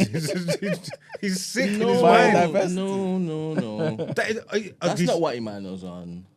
Ask him if that's not what he's saying. No. No, but maybe that's not the Exactly, no. maybe that's not the results that he would expect, but he don't understand that that's the path that he's walking down. He's basically tried to angle it so that he can say that Trump is doing the right thing. What? That's This ain't about Forget Trump. about Trump. Forget about Trump. Forget about my Trump. Forget about goodness. Trump. Forget about Trump. God damn it. Sorry, Facts Arsenal. I'm saying that he's asking questions for us to say it makes no sense to lower the standards. That's what he's basically angling, right? I'm actually not, you know. What are you asking? Honestly. What are you saying? I'm actually saying, is there merit to this? Like, Is there because- merit to lower standards? Yeah. And but the wrong thing is that you're attaching it to DEI. Because this I is am where the disagreeing conversation with it that. came from. So this is why I was saying the policeman called up LBC basically saying why he doesn't believe in DEI, right? Because he believed trying to get people in, right, to make the force a more diverse force, having more women in, having more whatever it may be, we had to lower the standard so we can increase the amount of people in, right? And so the host was basically saying to him, okay, cool, but by doing that, we had more women, for example. Doesn't that add a different dynamic to the force? Doesn't it make it better? And that's basically my question, because I didn't think of it from that angle. You know what I'm saying? Thinking, wait, because my initial point would be what you guys are saying. Keep the standards high. Lowering If the you can't do your standards job, doesn't don't be mean there. lowering the standards doesn't mean allowing women in. No, that's of not- course not women. It's not just women. I was just using that example because that's what they were talking about yesterday. Bro. So if You don't have if to. You shouldn't have to lower the standards to be diverse. precisely, you saying that you're not saying that, but you're saying that this is what they said. I'm responding to what you're saying they said. Okay, cool. I'm countering it, right? It doesn't mean lowering the standards doesn't mean all right, women now come in, because they could have competent women who come in. 100%. Do you understand? And if they meet the standard, they should be allowed to work. Yes. They should be able to do the same type of job that the men do. 100%. Because you can have absolutely rubbish men. If it is that you lower that particular standard, they may not meet the requirements, right? They too should be lambasted in your example. But all you're doing is using women. So it's confusing me. Why is it confusing you though? Because you didn't mention anybody else other than the women. Maybe because that's what they were talking about yesterday. All right, then I couldn't respond to that then. No, but I'm just saying in all walks of life. So, for example, he also gave another example of basically how they had the frontline dispatchers or something, yeah. And I think they had outsourced it to India or something, innit? What? Yeah. Frontline dispatch, you mean the people on the phone? Yeah. All right, cool. As in the frontline ones who communicate with police. Yeah. And they dispatch it to India. Yeah. Not- As in they outsourced it to India. As in not in the local community, which is... Precisely. Okay. Yeah. So essentially what was happening is the only requirement was speak good enough English, innit? Yeah, But yeah. obviously on top of the accent and plus other certain things, right? It just wasn't the greatest. And so what was happening is there was delays, there was issues with just communicating between those people and the police who actually needed to be in certain places, innit? So he used that as an example of saying, okay, this is how, again, it's bad, and it's so bad to the point that police, the actual people who were on the actual front line, had to go into the office and be like, listen, this is ridiculous. We don't even understand what these men are saying. You know what I'm saying, right? I don't know. You might know this. Is this still connected to DI? Did they outsource it because of DI, or did they outsource it because of it's cheaper? I think it was a combination of both. Because I think you mainly did it because it's cheaper. That's what I'm thinking. But, yeah, he brought it up as an example. You know what I'm saying? Because I guess the way he was talking was like he was in a certain position in the police force. You know what I'm saying? So he knew certain things, innit? So I'm only mentioning his examples that he gave yesterday of how it hasn't been a good thing. But again, just like the host said, to me, it just made me think, wait a minute. Is there a situation where you can somewhat lower the standards and have a good trade-off, though? And in my head, I was just thinking, I think it's possible. Because, for example, if you've got a culture that's racist and sexist, right? And there's certain things in place that kind of make it harder for ethnics to be in there and women to be in there. If you tweak some of the standards so that more of them come in, surely that will have a positive effect long-term on the force, on the culture that's there. And so maybe how they interact with the people in modern day life will be better. You know what I'm saying? That's basically my angle. Yeah, it's so difficult to basically decipher, because I'm thinking even in what you've said, Yeah. I can see a plus and a minus, but I'm not sure if it is that you're giving me everything so that it accounts for both of them, right? Because just allowing more diversity in, Yeah. you can get a whole set of rubbish in. Oh, And that 100%, speaks of to course. the standard that it's not don't want that. beneficial in the long run, 100%. right? But in also, allowing more in, you can get some good ones that might be able to address the community issues and concerns, right? And you're just saying, this is why it's good to lower standards. And I'm saying, oh, no, you've been too wide and vast with that particular offering there. Okay. Because of what I've just said, Yeah, the I other can thing, see both ways. Do you Yeah, understand? 100%. I don't think there should be a way where you've decided to deploy this tactic to include more diversity in, right? And then not look to hold them to the requirements that would serve the community in the best manner. You should still have that. You just sending some Browns into the Brown neighborhood doesn't mean that they're going to basically look after that particular neighborhood properly. Do you understand? Yeah. So it's important to, I guess, liaise with the community, what it is that they want, how it is that they want to be policed, how they don't want to be policed, and then factor that into your diverse, inclusive recruitment. Yeah. Do you understand? Yeah, I don't see why. I'm with you, Brent. I think. Because there's nothing. We're not against the diversity, but it's the lowering the standards, and I don't understand. Obviously, man's thinking probably like worst case scenarios and stuff, but I don't understand where the long term benefits are just because you want to be diverse. So, okay, cool. The police force needs to be diverse. So, because it's diverse, let's let them idiot gal ain't got no business accosting people in. Yeah, let's let big old fat man with asthma in. Let's black because they're brown and they're black, and then you got some Retford rejects running around trying to run the streets. Can't do nothing. Like, I don't see where the benefit of this is. Just because he's black, because they can work with the certain communities and talk. Like, it doesn't make sense. I get you. You want to diversify it, but you need to maintain the standards. Even in every aspect of life, you're gonna give these black people. Let's just go black. Obviously, there's more than black people, but I'm saying let's just say we're gonna give these black men these opportunities and whatnot. And you know what it's like in this life. They need to be better than their white counterparts to be successful. When they're being rubbish and everything, it affects the community. It affects everybody. The tar the same brushes. It's not gonna have the effect that you think it's gonna have. You know what I'm trying to say? It's going to create resentment, even more resentment amongst the races in their forces from the people, the professionals that was there before, and all these kind of things. You know what I'm trying to say? So diversity is good. Yes, you want to be diverse, but lowering the standards to reach that diversity doesn't sound like it makes sense to me. Yeah. I get you. Good morning, Stacey. Good morning. Happy I New love Year. the days when I agree with Margs. Happy New Year. Big up, Stacey, man. You know we're Those are equally my yoked. favorite You know we're days. equally yoked, baby. Come on, man. Come on. How are you guys? Blessed and good, highly man. Thank favored. you. I'm sorry that Eman has made your head spin this long. What is the question that you'd like to ask, Eman? Because I've been saying a lot in the chat, and I'm just a little confused as to where you're confused. I just wanted to relay what you're saying in the chat to the people. That's all. Oh, I think Yeah.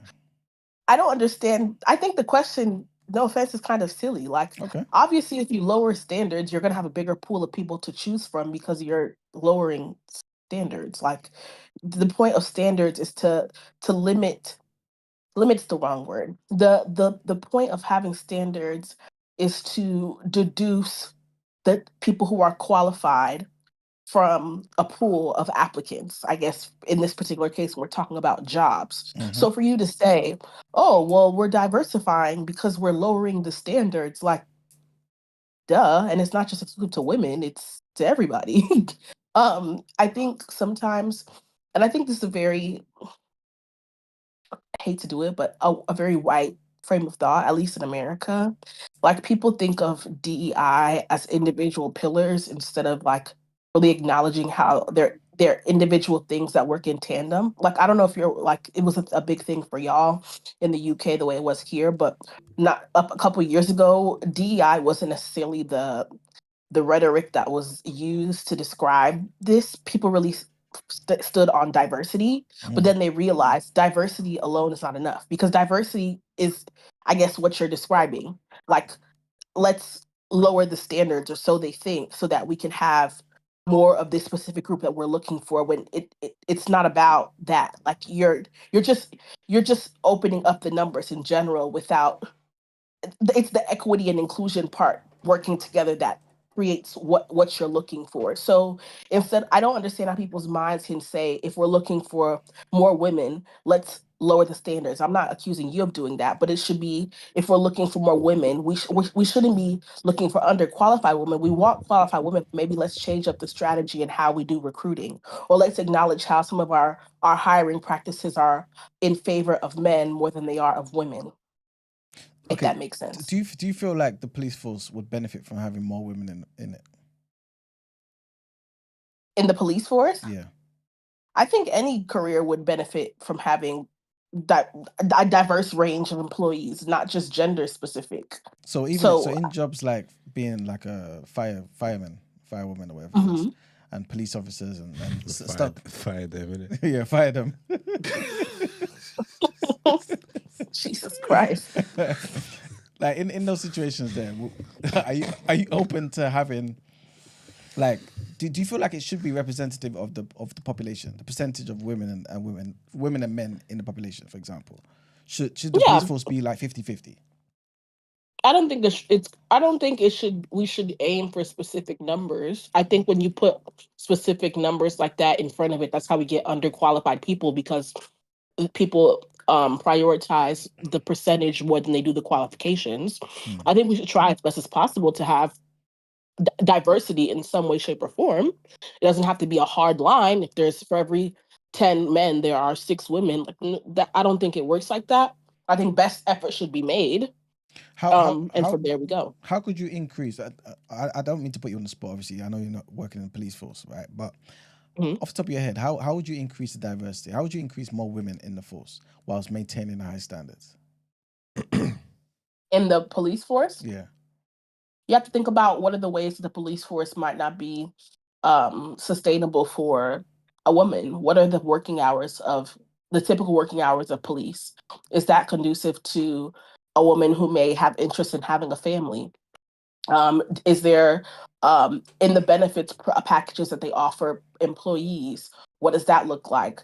Police training is rigorous and requires a certain commitment of time. Is that accommodating for different things? Like, there are changes that can be made in the overall system that contributes to more DEI, diversity, equity, and inclusion, beyond just saying we want to hire more women. So for example, you believe that I need to consider, for example, if I'm the chairman or whatever it is, chief of police, I need to consider the fact that women have families or may want to, have kids and all that sort of stuff. So That's one example. Yeah, and so maybe hire them and say they're allowed to work only between certain hours and maybe do only certain types of jobs, perhaps. No. Okay. No, it's not about limiting, it's about accommodating. Okay, cool. So, for example, I have an aunt who's a police officer. She's been a police officer before her husband actually eventually became a police officer many years later. For us, at least she works in the jails. The schedule that she has in the jails, the blocks of times that she works and where she works and the salary that she gets for the type of job that she has compared to where she lives, compared to, like, she works in 12-hour blocks. Last I checked. That's not very conducive to raising kids and having a nuclear family, unless you have a husband who has a job that has some flexibility, is making enough money to be able to afford a certain level of childcare, those types of things. And I'm not in no way am I implying that DEI in terms of recruiting women should be based around the family unit. I'm just giving one specific example that oftentimes plays a big role in how some women may choose, depending on what they value, whether a certain career field might be something that they choose to pursue. Don't you think you should choose the field? Like, if your aim is to be a homemaker, or not even homemaker, but I'm saying, like, have a family and all that, yeah. Don't you think you should choose the career that fits your family lifestyle rather than the career having to change to suit your family?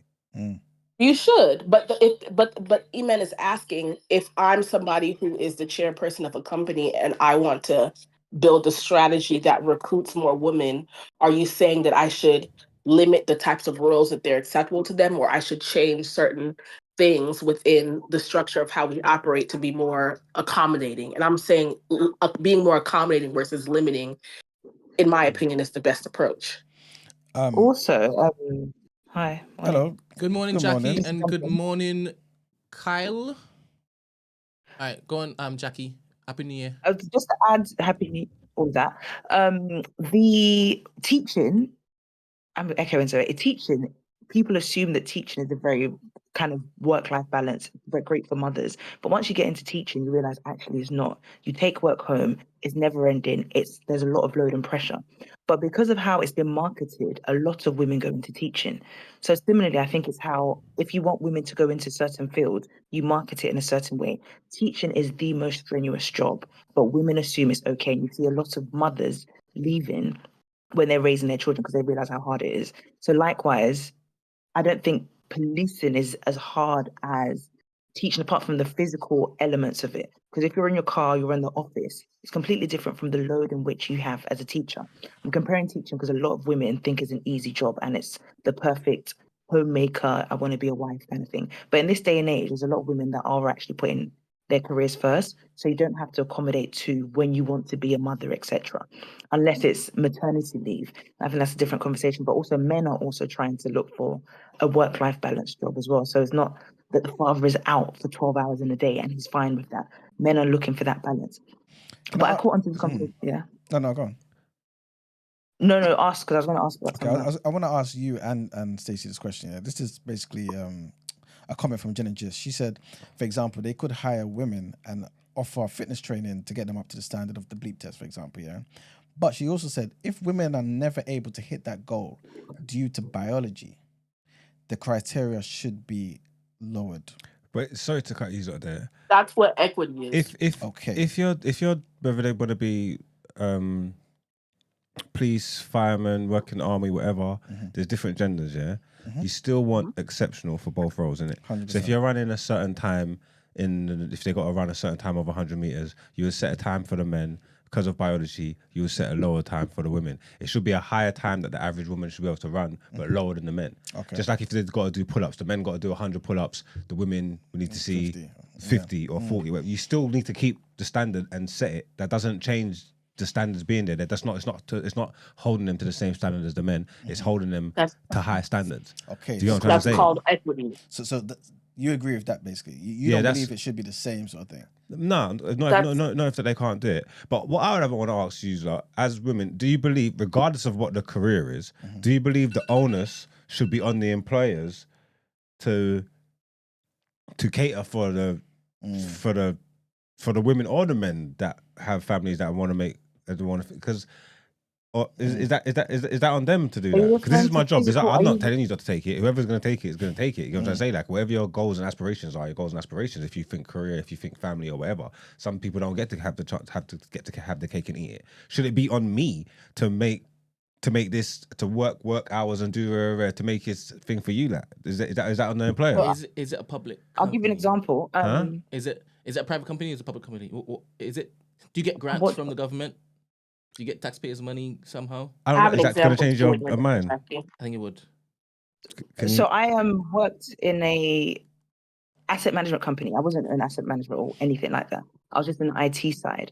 But I begged them to work from home 1 or 2 days. I was like, all our meetings are online. Our clients, everybody is in America. They're not in England. We never see them face to face. Can I please work from home? They said no. And the reason why they said no is because all the men on the other side didn't need that. It was not a requirement for them to bring up to HR. Spoke to other women. Is it just because of that, or is it because I'm paying for office space and rent and thing? No, but also because the men, if they have a family, they don't need to be at home. So they don't understand that whole work-life balance. This was pre-COVID. And me and another lady left because we're like, we have young kids that need us. It's wasting our hours going into the office and coming back home. We waste 3 hours in travel time. Why can't we work from home? Where's the justification for us to stay in the office? I'm actually going to be more productive if I'm working from home. I can work at 6 a.m., for example, have a meeting at 6 a.m. They just didn't understand that. So if you lowered the standards or changed it, not even lowered it, changed it, will my performance alter? It wouldn't. Is the difference if I can't deliver because you've accommodated for me? So I can't deliver because I'm working 3 days from home because I've got childcare issues. But they can just put out more recruitment and then find people that want to take the jobs that don't have kids. Why should they have to change for you? Then why not change for me to include mothers, include people that have families? Why not? But that might not be. But I think also, sorry, the carers are also in that boat as well. People that have to look after, elderly parents, disabled people and their family members and stuff. So you've actually removed a lot of the workforce that could actually produce more results. And why do we assume that the standards is producing the right results. For example, white men are often not as qualified as the other DEI hires that people have.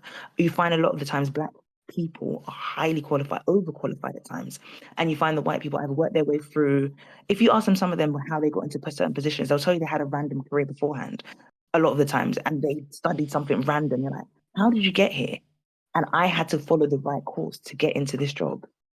So why is it the standards that you have, you're assuming that I'm not going to be able to deliver if you alter it or change it slightly? So what question are you asking? I had an example. So why the standards being altered means that I won't deliver?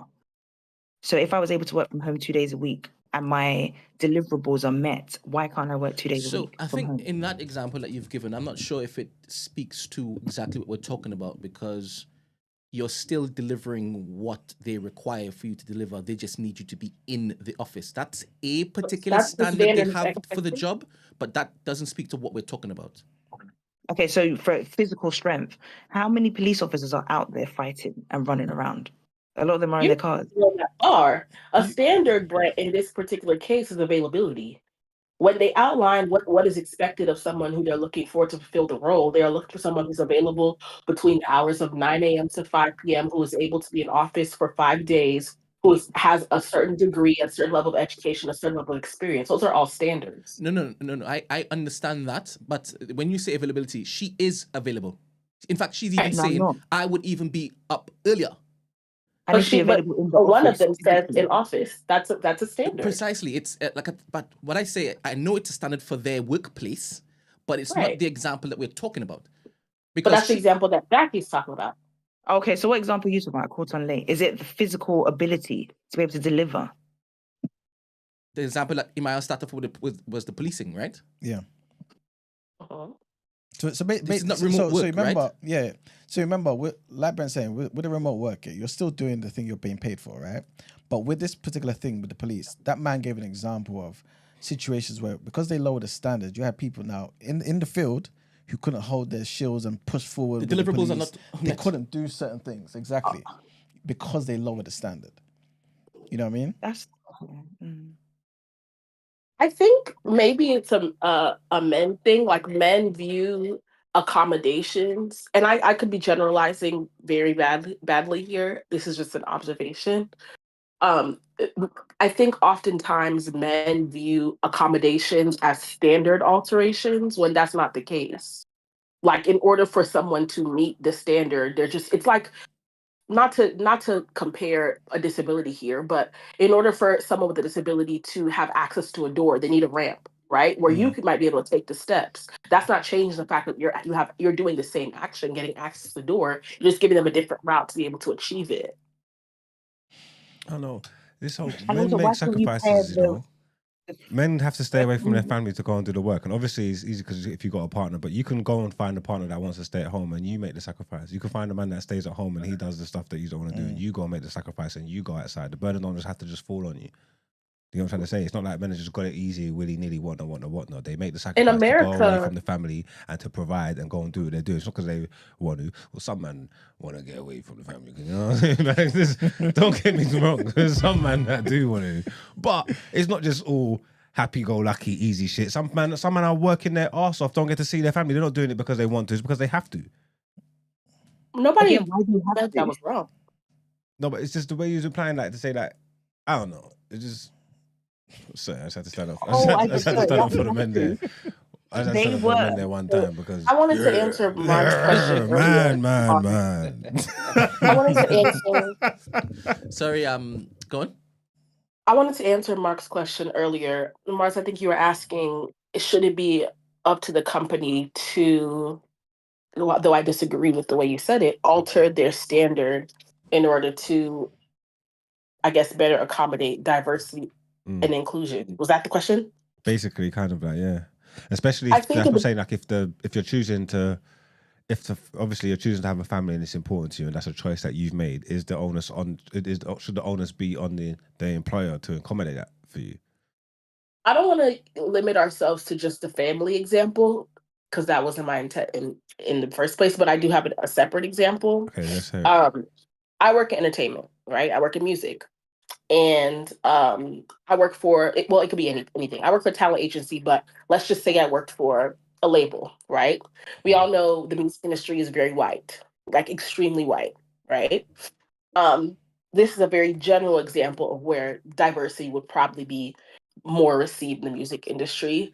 Think about like I guess in this instance in an agency, right? Like who's going to have a better ear to what's bubbling in terms of certain genres of music? People who are within that culture, right? Mm-hmm. So if it's Hispanic music, you would probably trust the person who's Hispanic to know what's bubbling and what's coming up from the ground, before it blows than the white person, right? Or if it's something rock, I'd probably listen more to the white person who that's kind of their thing versus so you catch my drift. Mm-hmm. African music, whatever, you get it, right? Mm. So I guess for their business model, for what they do, trying to sign talent in order to bring them business, build their businesses, there's I can see how it might benefit their business model to have diverse employees, right? The problem here is why DEI is important in these types of settings, and this is something that I frequently talk about, not just in the workplace, but especially to students who have interest in working in music.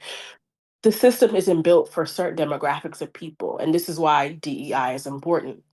If you're paying a salary of $36,000 per year, you can't be shocked that your whole entire employee base is white because a lot of these kids are nepotism babies whose parents live down the street in Beverly Hills. They're not paying bills. They can afford to not pay bills. So their $36,000 is just pocket money. Whereas someone who is Black or someone who is Hispanic or someone who is, from an underrepresented group, a minority group who doesn't have the luxury of living nearby, is moving miles and miles, 3,000 miles from different states, different countries to pursue a career in this industry that thrives in LA. $36,000 is not, they can't afford the standard cost of living. So So, what do you do in order to, they might be qualified in every other area. They have the degree, they have the internship experience, they have the things.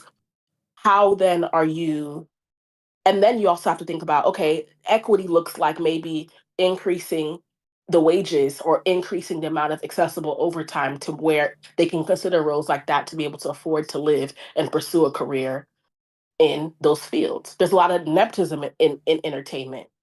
Equity and inclusion looks like making an effort, putting money into going to different types of universities, underrepresented groups, not necessarily HBCUs, but Hispanic serving institution, HSIs, and going to recruit there versus having it be word of mouth recommendation for the neighbors of Beverly Hills. That is diversity, equity, inclusion. It has to work in tandem. It can't be one thing individually. and So you while people say we should lower the standards, it's not about that. It's about enacting better business practices for your overall model. We're not even asking people to shift their business model. It's about making certain accommodations and recognizing how certain parts of how you practice your business model might not serve the group that you're looking to hire. mm. So do you feel like I don't want to make this about what I'm about to say next, yeah, but do you feel like that should be enforced by the government though on those particular companies? Mm, I what had what I do you mean? worked sorry, Stacey.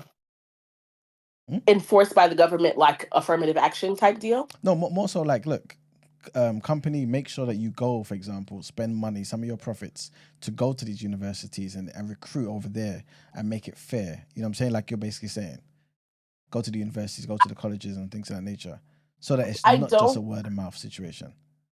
I don't think that that's I know that things like affirmative action get conflated, especially like in the job force, separate from the whole school part because the businesses are private for the most part, right? Like I think the government should have a little bit more say so in terms of what type of values in the workforce or what type of values and who they want employed at these companies if they're government funded things like schools, for example. A lot of them get government funding to operate. So they can say things like, okay, for every X percentage of white students, you need to have X amount of insert demographic here. I think that fair game because they're funding that.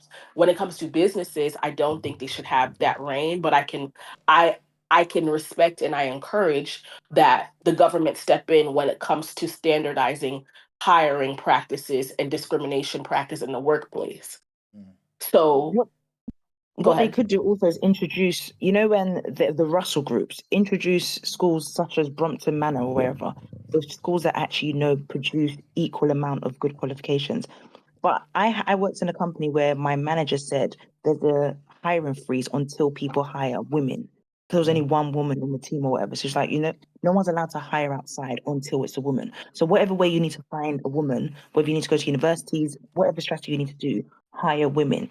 But it's not hire any woman, is hire a woman equally to the qualification of a man. So just because you've opened the floodgates for diversity in looks and ability, physical ability, could be disabled people, etc., doesn't mean you're lowering the standards of competency. Yeah. And I think that's what annoys me when people think if it's a DEI hire, it means that they've lowered the standard. Obviously, physical strength, that's a given, but most jobs don't require physical strength.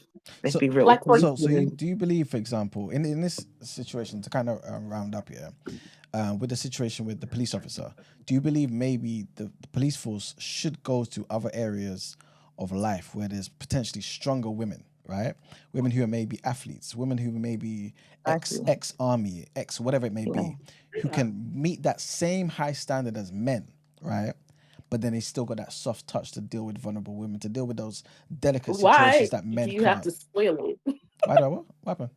Why do you have to spoil it? He said that can have that soft touch. Like, whoa. There are I men don't that mean can it have as a soft touch bad as thing. well. This is just how There I are men that talk. could be emotional. No, Is but that a bad thing? anyway. It's because so when I hear you say that, Yeah. I just associate that men don't have that and don't have the ability to do that. Yeah. And once it is that you basically open the floodgates for the women, that's when it will come true. There's no guarantee that the women that you bring in are going to have this soft touch. No, of course not. But how you framed it, it sounds like that's the only way the soft touch gets Yeah, applied to putting the women in police that force. box. Like, obviously, more Just saying times this than is how it not, comes women are going to be across the ones who are like that. Generalizing. Yeah, but I Yeah. think if you went far and wide for athletics clubs, female athletic clubs, and recruited there, if you want to recruit women, you can. If you want to recruit other DEIs, you can, if you market it well. The same way I use teaching as an example, teaching is marketed to women as this is a job for mothers, this is a job Exactly. for Yeah. you want a career. It's a So second therefore, income in the home type of job because they and also it's don't the pay stuff. well. Yeah, it depends, but then so there's way they say it and the rhetoric around it is marketed around. So equally can do that as well and say, hey, did you know that policing offers maternity leave for up to 36 months or whatever, something random like that. The more women identify jobs that fit their lifestyle, the more they'll add that to their list. So you don't have to lower the standard physically, but you can expose them to what other benefits they can have, and then you have more women applying. Because how many women actually apply for the police agency or whatever? And in terms of government interaction, at least out here, that already happens. Someone in the chat said something about like pregnant women already get discriminated against in the workplace. In America, it's illegal to ask things like, "Oh, do you have children?" in an interview because Same here. that could create an automatic bias. If you know that the job that you're recruiting for, yeah, it's illegal. You cannot ask someone if they have children in a interview. Need to know Absolutely where your illegal. head's at. No, that's the point. Like that's not their commitment to their job is not for you to determine based on how you think their availability works with motherhood. 6 Like years. that is a bias. Okay, fair enough. I hear it. All right, So cool. the Yeah. government already has stuff like that. Now, will that exist in the next few weeks? Probably not, but it exists, Oh, you said they're gonna fix that. unfortunately. But anyway, All right. Thank you very much, guys. Appreciate your contributions Thank you, as Stacey. always. Thank you, Jackie. And thank you. Oh, we got somebody new. Old emails, brethren, banned pronouns from the emails and things. Yeah. He celebrated. He sent me a text message saying, "Hey, good morning, Kyle. Are you talking? Can you hear me? Yeah, we can hear you now. Okay, good morning. Are you still doing this topic or have you moved on? No. Well, you've tried a while patiently to get on to the stage. So, any final thoughts before we do move on? Though? I was just going to say, I feel like with the DEI stuff, it's extremely hard because there's so much different variables to like cover, especially different jobs, different areas, depending on the demographic in the area. But with policing, it's hard, especially because I work as a project manager for a company called Catapult, and they aim to like try and increase diversity in a lot of jobs like construction, IT, and things of that nature. A lot of it just depends on how much people apply, like the rigorous, there's a lot of red tape around certain things. A lot of it's not even just diversity, it's when you actually get in the job, you still have the same opportunities as your counterpart. So getting in the job is like one aspect, but then progressing, especially things like construction, I believe only like 20% of construction jobs go to women. But then a lot of it is because how much of them apply, how much of them maybe have the skills but don't feel like they'll progress in that field. They feel like the job will like encounter stuff that they may not encounter, like for a construction manager or stuff of that nature. You might do different stuff and just be like physical labor, which they may be better at. So it's kind of hard to compare different with policing, which is quite specific for like, it's hard because how much people generally, especially in our community, want to be police and aiming to be police. So it's kind of hard for them because I don't think the pay is great. A lot of the hours are unsociable, especially since you just crime throughout the whole day and night. And do you believe like it's like in construction it's mainly a manly job. So when I mean manly job, there's a lot of men, like the banter will be specific towards men. They may feel certain jokes they can't get in on and stuff like that. A lot of it, yes, DEI, but it's kind of breaking that mode of we're not just all men just cracking sexist jokes, etc., etc. That's an excellent perspective, Kyle. We started there, but we didn't get there when we ran the Discord. Thank you very much, thank you very Kyle. much. First caller too. Fantastic contribution. All right, we're going to be moving on to the next set of headlines. Thank you very much for those who participated in the Discord. Thank you, thank you, thank you.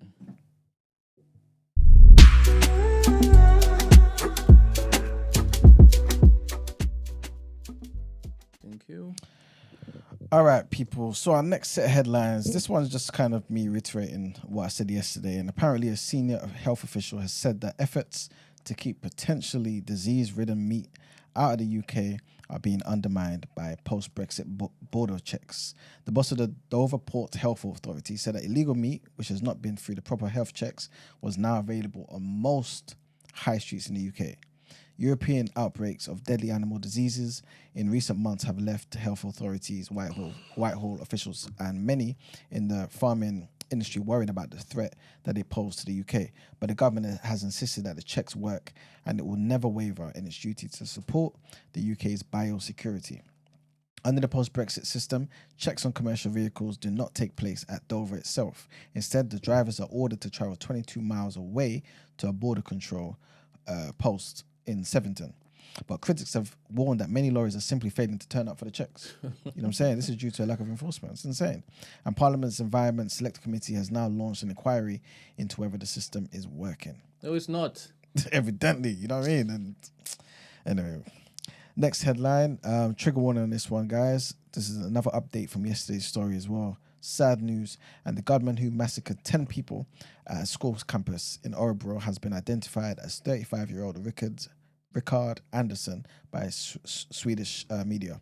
Anderson changed into green military clothing in a school toilet before carrying out the shooting at Risbergska school, then turning the gun on himself.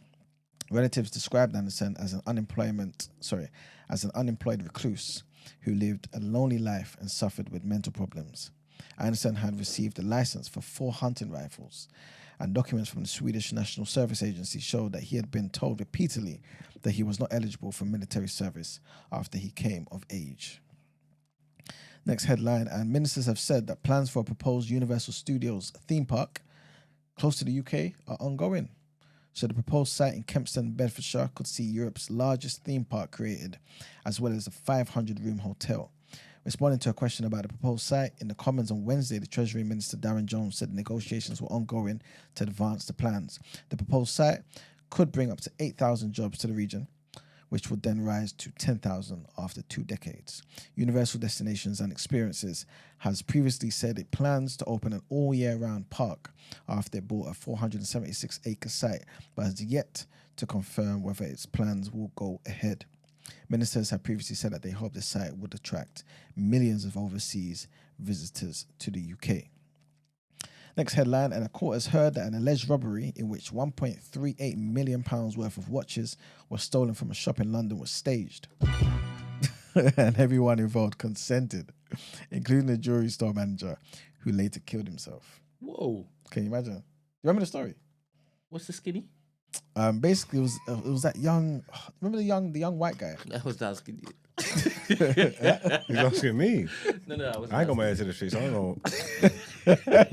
know. My people don't rob jewelry stores. Amen. But yeah. But yeah, man. Junior. It's so silly. Junior Kunu, he was 30, and Manix Pedro, 37, denied charges of conspiring with others to commit a robbery in Richmond, southwest London, on the 25th of May 2024. A total of 70 watches were stolen from the 247 Kettle Shop. Oliver White, a 27-year-old office manager, he died by suicide the next day as a direct result of the robbery. At Woolwich Crown Court on Wednesday, Kunu said this was not a robbery, this was staged. He claimed he was offered £5,000 to put the watches in a bag. He said, "I knew that I was going to take part in a staged robbery where everyone was consenting." Kunu is of Mitcham, southwest London, and he's accused of entering a shop to carry out the robbery. He told the court that he had been recruited to take part in a fake robbery, believing it to be an insurance scam. And had he known it was real, he would not have done it. Giving evidence last week, Connor Thornton, who's the store's co-owner, denied believing it was an inside job. The prosecution alleges that the defendants played different roles in the plot. Pedro of Cobham, Surrey, did not attend the shop and is accused of planning the alleged robbery. The trial continues. Next headline, and a judge in the Prince Harry US visa case has indicated that he's open to releasing maximum portions of secret documents relating to the royals' immigration status. The hearing was the first time that the case has been in court since Trump became president on January 20th. The case was brought by the Heritage Foundation, which is a conservative think tank, after its request under the Freedom of Information Act for the release of the royals' visa records was rejected by the DHS.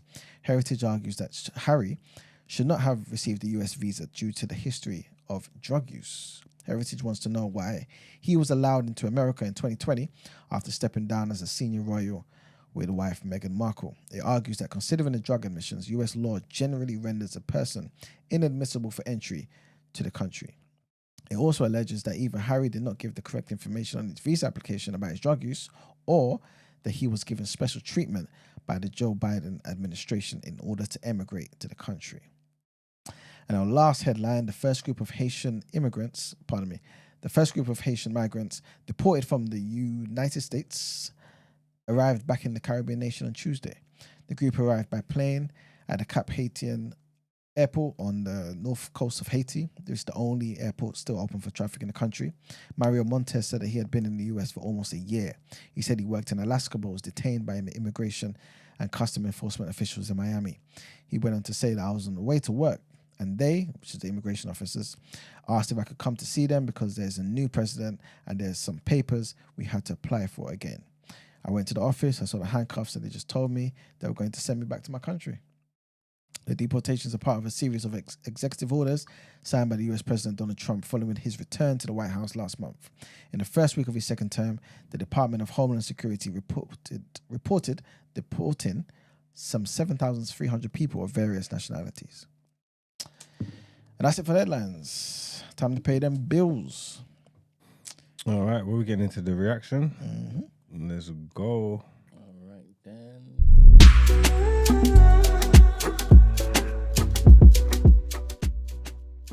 Blocked me in. Huh? Have you blocked me in? No. Okay, cool. No, you're cool. Welcome to the reaction, people, where I read out some sports headlines. I don't even have no headlines in front of me, so I'm just going to discuss some. What can I talk about quickly? Can we start with the NBA stuff? I promised that. I was going to start on NBA All right, cool. rather than just talk about Arsenal for the whole time. Stay humble. Oh, it's Thursday today. Isn't it? It's Thursday today? Yeah. Yes. Yeah, so it's the trade deadline today, boy. So obviously the NBA has been going absolutely crazy with trades. A few days ago, there was the biggest trade I think the NBA has ever seen that made everybody go crazy. Luka Doncic is no longer at Dallas Mavericks. They traded him for Anthony Davis. That sent shockwaves through the world. I swear they lost like 1 million followers on their Instagram. Wow. Yeah, because Luka's an international star. Like, you got like the whole country, Slovenia, obviously he's in the Euro League. There's bare people like me that don't really follow teams. We follow players, innit? So it's like he's been there. They drafted him. He's only 25. He's the future. He's the face of the franchise. He's the star player. So now he's gone. There's bare people like, what am I doing here? What am I doing here? It's like, nope, we're Lakers now. We're gone. But that was crazy. So yeah, the funniest thing about that whole situation for me, yeah, is people are talking like Anthony Davis is some scrub. Like Luka's so good that people are just shitting on Anthony Davis like he's nobody. Okay, granted he's a little bit injury prone, but he's a champion.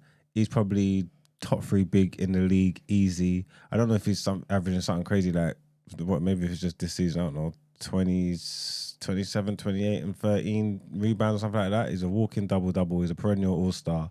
Like, he's actually cold. Like, he's dope. But Luka's so good, everybody's just going crazy.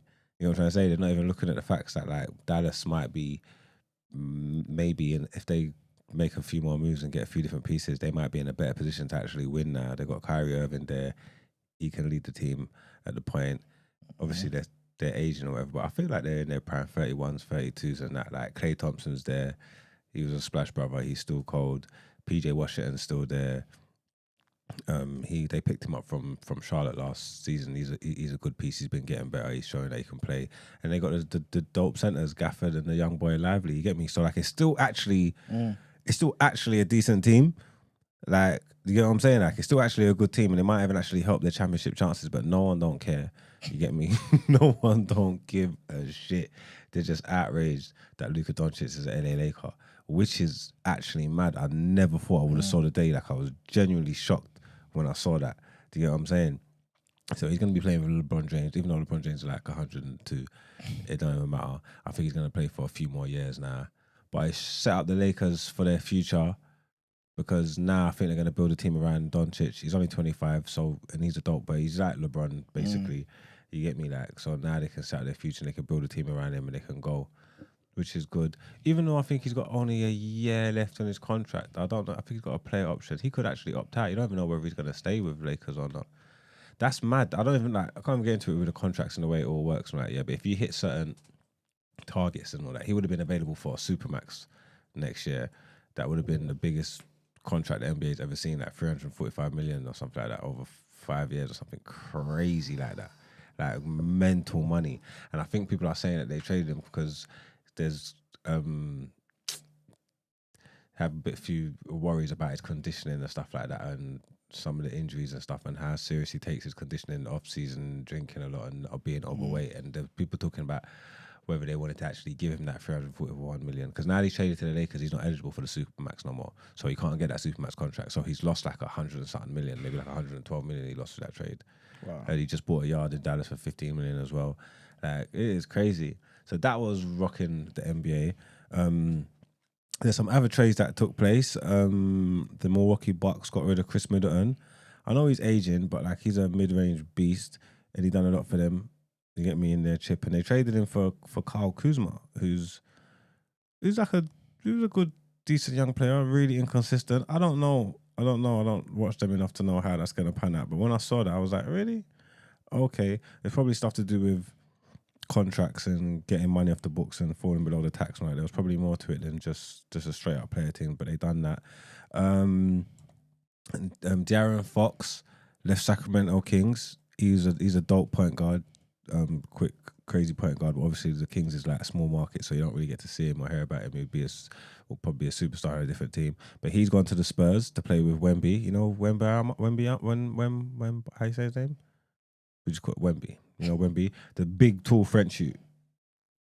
The new superstar the French youth. Yeah, you spoke about him before. innit? Yeah. So they give Wemby Darren Fox, so that's good over there. And is there anything else I want to talk about? Oh, I just see that flipping Jimmy Butler's gone to the Warriors. That's mad. So Jimmy Butler's going to be playing with Draymond Green and Steph Curry. So they got a new big three over there. Yeah, that's Wemby. Wembanyama. How tall is he? 7'12" or something like this. Like, he is sick, but he's like a phenom. He can dribble like a guard. He can shoot from the logo.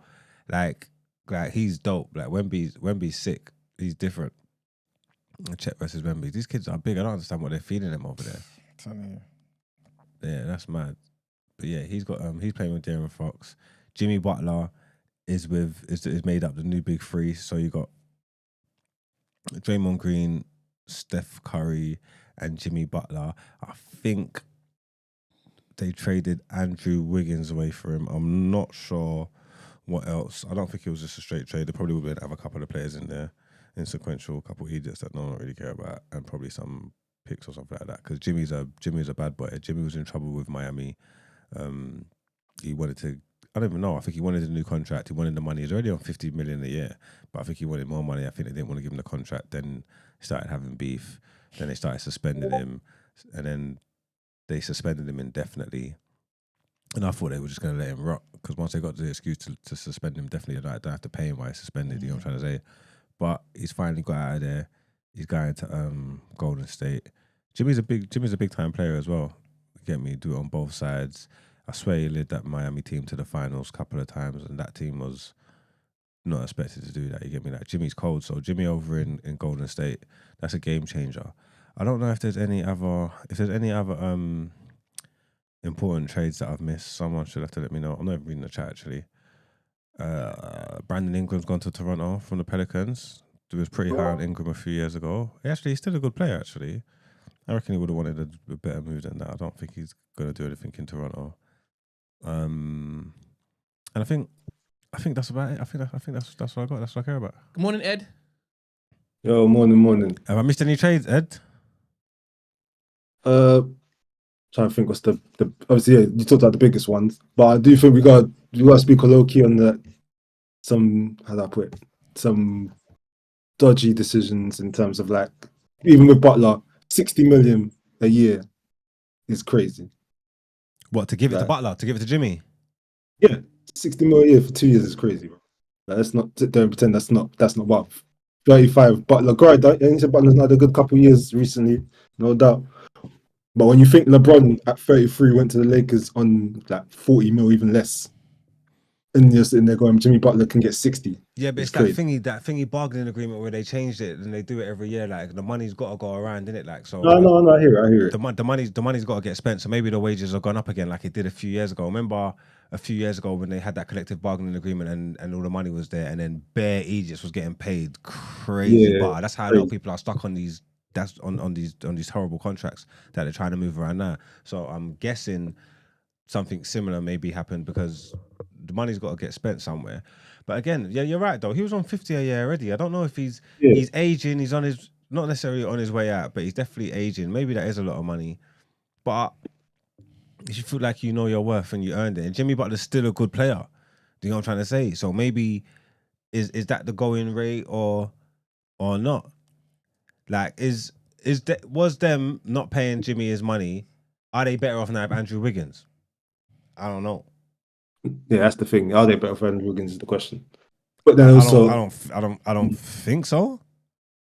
Like, Jimmy's a winner, bro. Even like playoff Jimmy, like Jimmy's different. You get what I'm trying to say? Like, Jimmy's playing both ends of the ball. Jimmy's cold. Maybe it would have been better off giving him the money. I don't know. I feel like, don't get it wrong. I definitely think it's probably they might have been better off keeping the money. But then I'm like, Golden State's giving up so much. Like, I don't know if that's gonna work out for them in the long term. Like, they've given up so much when you look at. I just saw it. What was it? Andrew, Dennis Schroeder, Wiggins. Yeah, Schroeder, Wiggins, Anderson, and a pick. Yeah, Schroeder, Wiggins, Anderson, and a pick.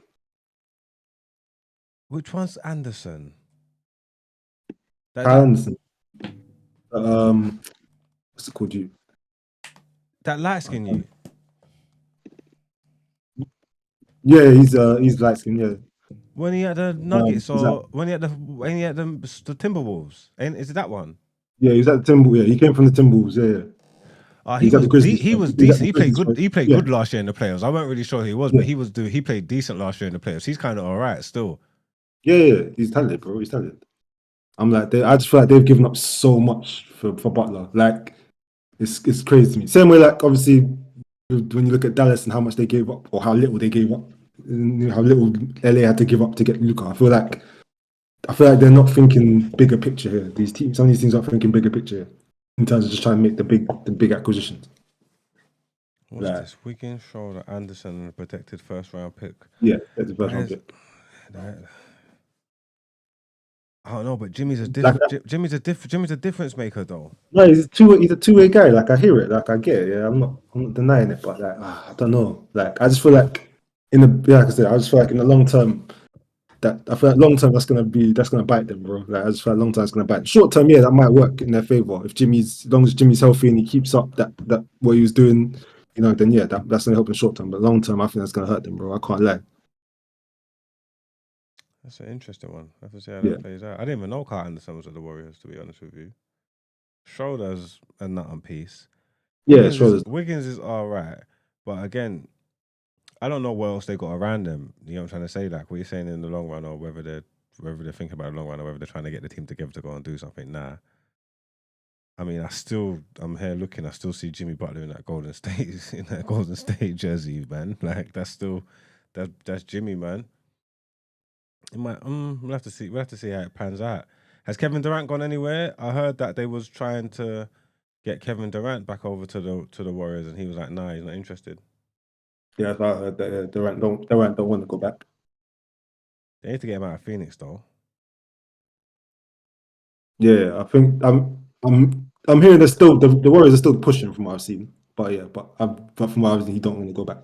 Well, the deadline's today. I'm guessing it's not. Guessing it's not passed yet. It'll be at a certain time. No, I think it's like midnight. I think tonight or something like here. So gonna be like midnight when the green cuts. Boy, you got to keep your eyes on that, then, boy. That's gonna get interesting. There's a lot of teams that's gonna make a few more moves, man. Yeah. What are you saying though? What do you think's happening for Dallas now, though? What are you saying long term for Dallas? What do you feel like? Long term, who knows? They're probably gonna have to blow it up again in a few more years. But I think they're looking at maybe this season, next season, probably to give themselves like a 2-3 year window to win something. I think they're decent. They just got rid of Quentin Grimes as well, who was actually playing decent. Because I'll be following the Dallas. That's what I watched because of Kyrie, and I was extra happy because of Luka, and so I'm a bit pissed now. But Kyrie's still there, so we move. But that young boy that they got from Lakers, Max Christie, he looks like he's all right. He looks like he's going to develop good. You get me? He can shoot and he can defend. Clay's still there. PJ's still there. Gafford, Lively. I think they just need to make another little move. They got a lot of. They got say as far as a squad like Dinwiddie and Exum and Hardy. Who else is there? They've got a decent little squad. I think if they make a few moves, I think they'll be all right. I think they'll actually be able to challenge now. If they sort stuff out after the All-Star break and go on a little run, they'll probably finish somewhere decent in the playoffs. And then you don't really want to buck them. Again, everybody's talking about like Anthony Davis like he's some monkey, bro. This is mad. No. If he stays fit, they're gonna be cooking. He's a problem, bro. As long as Davis is healthy. Same with Kyrie. As long as they're healthy, that they're a problem. Like I did see earlier as well that the KG also they're looking at Nico's looking at KG as well. I don't know if having two injury prone guys is one thing. Having KD as well, who's mad injury prone, I feel like you're taking too many risks if you're going to go KD as well. Who Durant? Yeah, that's what I've seen. That they're saying some sources were saying that Nico wants like a big signing to sort of make up to sort of appease everybody, to appease everyone for letting go Luka. So like KD's like on their list. How would that even work? If they brought in KD, PJ Washington would be done. He probably prefers it at the 4. He's gonna have to move to the 3, and he's not ideally at the 3 anyway. But Lively at the 5, AD at the 4, Washington at the 3. Clay at the 2, Kyrie at the 1. That's not a bad team, you know. On paper, that's a good team. I'd be so real. You're taking too many risks though. The amount of injury prone players in that starting 5 is. you're taking that big risk there. And the contracts they're on, they're going to be on. They're taking big risks there, trying to kind of stack that team up with man who are. Yeah, but they just got to get it done one time. If they finish in the playoffs now, you don't want to buck them, and like if they finish in playoff position, you don't want to actually buck them in the playoffs. It's a problem. They'd have enough to get it done. Like if they done it this year or something, they wouldn't even care after that. Yeah, no, I hear it. Yeah, They wouldn't even care. Maybe it's just a risk. Yeah, It's calculated risk. Probably one worth taking. Hopefully everybody can stay fit. You never know. You never know with this basketball thing. But was it a risk worth taking? I don't know, man. Luka's the coldest, man. Doncic is cold. He's my favorite player after Kyrie. Easy. I wouldn't have got rid of him.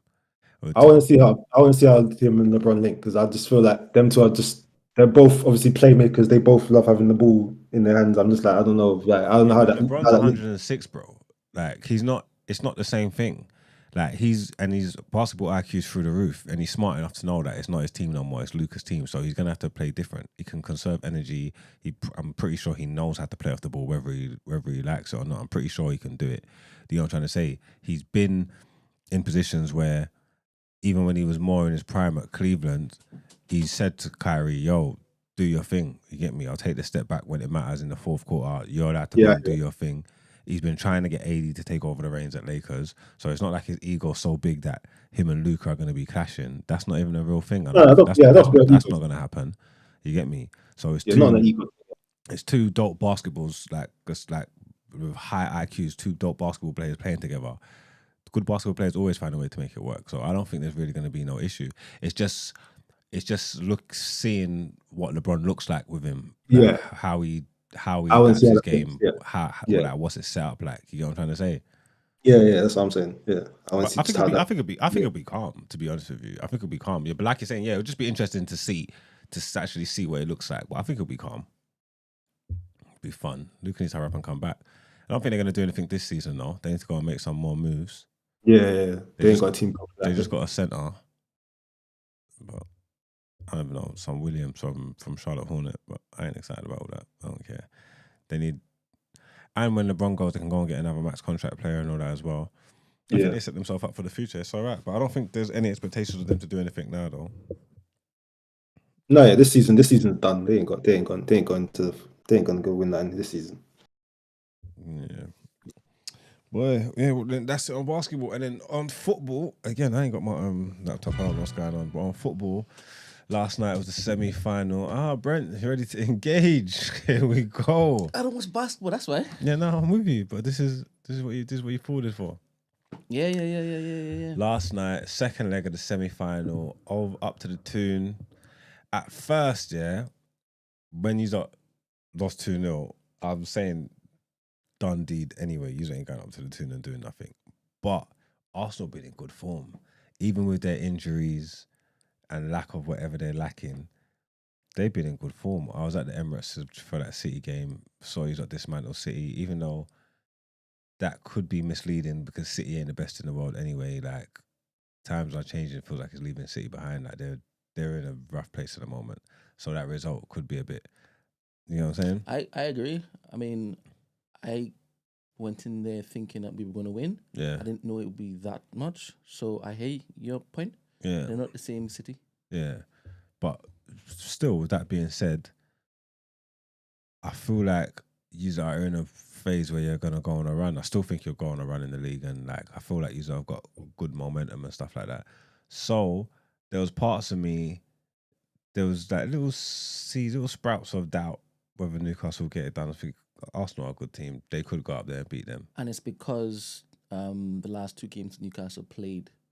Yeah, there's that as well. That was also a factor. Yeah, there's that in as people's well. minds, by the way. Yeah, definitely. Like, you got to take that all into consideration. You know what I'm trying to say? Because Newcastle was on a decent run before that. And it's just like with anything. Like, how long can these runs keep going? Something's got to give. You know what I'm trying to say? Like, you're going to wobble, you're going to fall off and then drop back on, whatnot. So I was thinking, all right, cool, it's going to be interesting. What we got was, I think it was a humbling performance. You see Newcastle, big up Eddie Howe, man. I want him to win something, man. I've been on the Newcastle bandwagon since they got the money. Like, facts. Before they even showed it, I've been telling man they're proper. Like they're a proper outfit. I've been telling man, they're coached well. They got good players, and they are like the archetype or the prototype for what you would want in today's Prem, man. Like they're a good football team that know how to play either way, on the floor, in the air, long. They're physical. They're aggressive. They run, like. And that is what the Premier League's about. Like, if you don't have those attributes in your team in the Premier League, you are going to suffer. You know what I'm trying to say? Like, you are going to suffer. They don't mind. And like I say, in football's playing a little bit, changed a lot now. It's going more back to front, going long, getting second balls, then showing the quality, having been able to break in the transition. And Newcastle are perfect with that. And it was just bare shithousery, and they essentially bullied these lot. They essentially bullied these lot. That's what they done. You know what I'm trying to say? Like, it was mad. I went from watching Saliba against City, thinking that game was so easy for him. That might be the easiest game he's had in his life. He moonwalked through it. You get me? To watch him have an absolute car crash yesterday, like a stinker. You get me? Like, yeah, it was like chalk and cheese. You get me? He just got dealt with bad. But all of them did. All the arguing and the little nibbles. And like, if a man drop on the floor and you're getting up and you're motioning his face and poofing him up and things. You get what I'm trying to say? Like, all the arts, you get me? All the dark arts that Arsenal like to use, actually. That Arteta's trying to install into his team. Yeah. That we get criticised for, by the way. We get criticised for that in the press. You get criticised for time wasting, really. So we don't get criticised for the dark arts. Maybe the headlocking the goalkeepers, which is not nice. You get me? You get what I'm trying to say? It's not nice that you're headlocking goalkeepers. You're right. I do hear people say. Oh my gosh. No, I do hear people get on to these about the dark arts, but nobody wants to see goalkeepers getting headlocked. You know what I'm trying to say? Really on that, but I hear I'm not gonna contest that because I don't know what you're talking about. I don't know how you frame that. I don't know what you're talking. I'm not even going to address it. Okay, that's cool. But nah, you're making points. When Arsenal do it, is when Newcastle do it, is look at the beautiful game. Oh, beautiful game.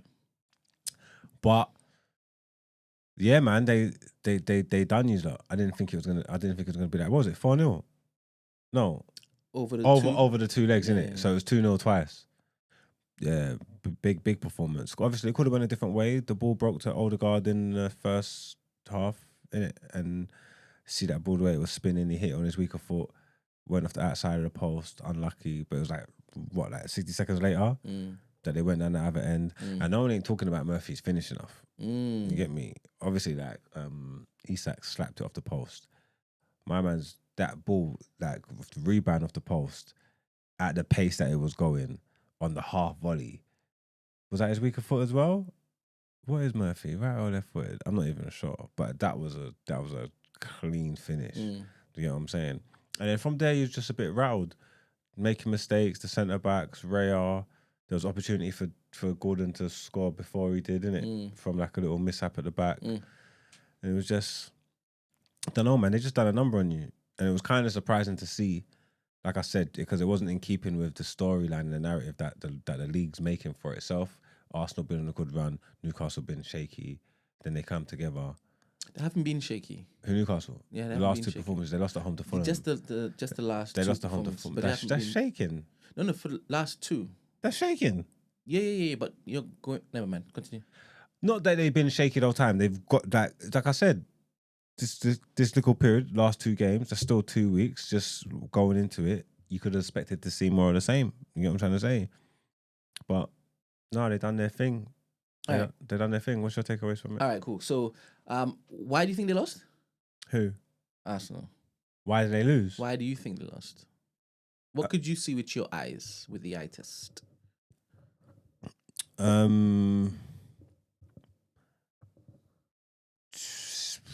Just not. Well, obviously the opportunities that they had, they didn't take initially, so they haven't got the firepower up front, or they're not clinical up front. There's man up there that could score goals. Even like with the game finished, there's people up there that can get it done, but that's not really necessarily their forte. You know what I'm trying to say? Like they're not like a specialist like that. So the firepower lacking up front. But really, they lost because of all the things that I spoke about. Because Newcastle was more physical. Newcastle was more aggressive in the press. Newcastle ran harder. And then obviously they've got the firepower up front, the Isak and Gordon and that to put you up to bed. They were the better team. They were the better team. Do you feel as though they were spent on their legs? They were gone.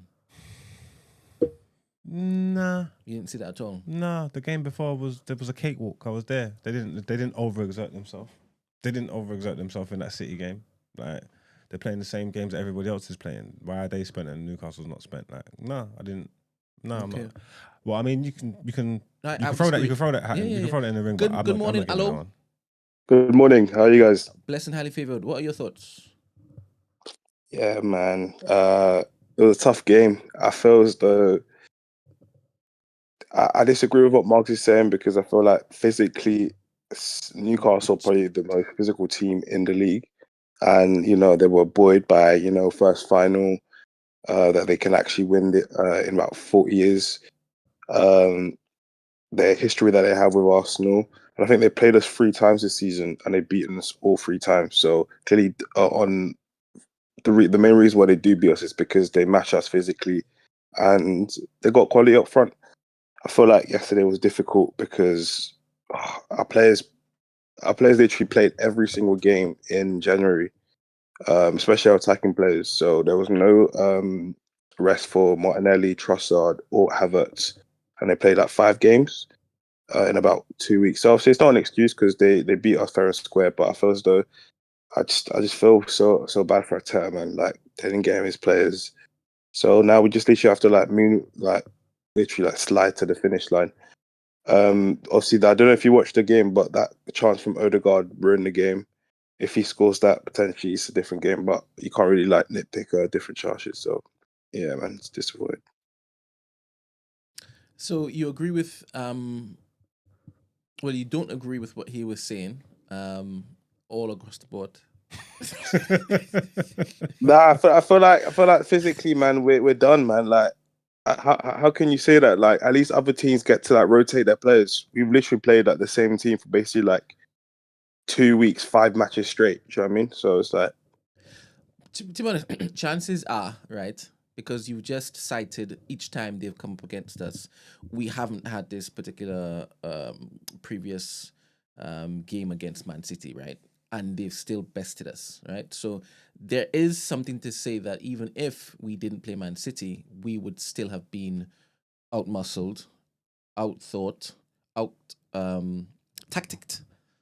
And yeah, but it's not just that though. It's Man City, Girona. When we played Wolves, we had 10 men. We had to it's basically the same team that's been running for 2-3 weeks in a row, just literally back to back to back.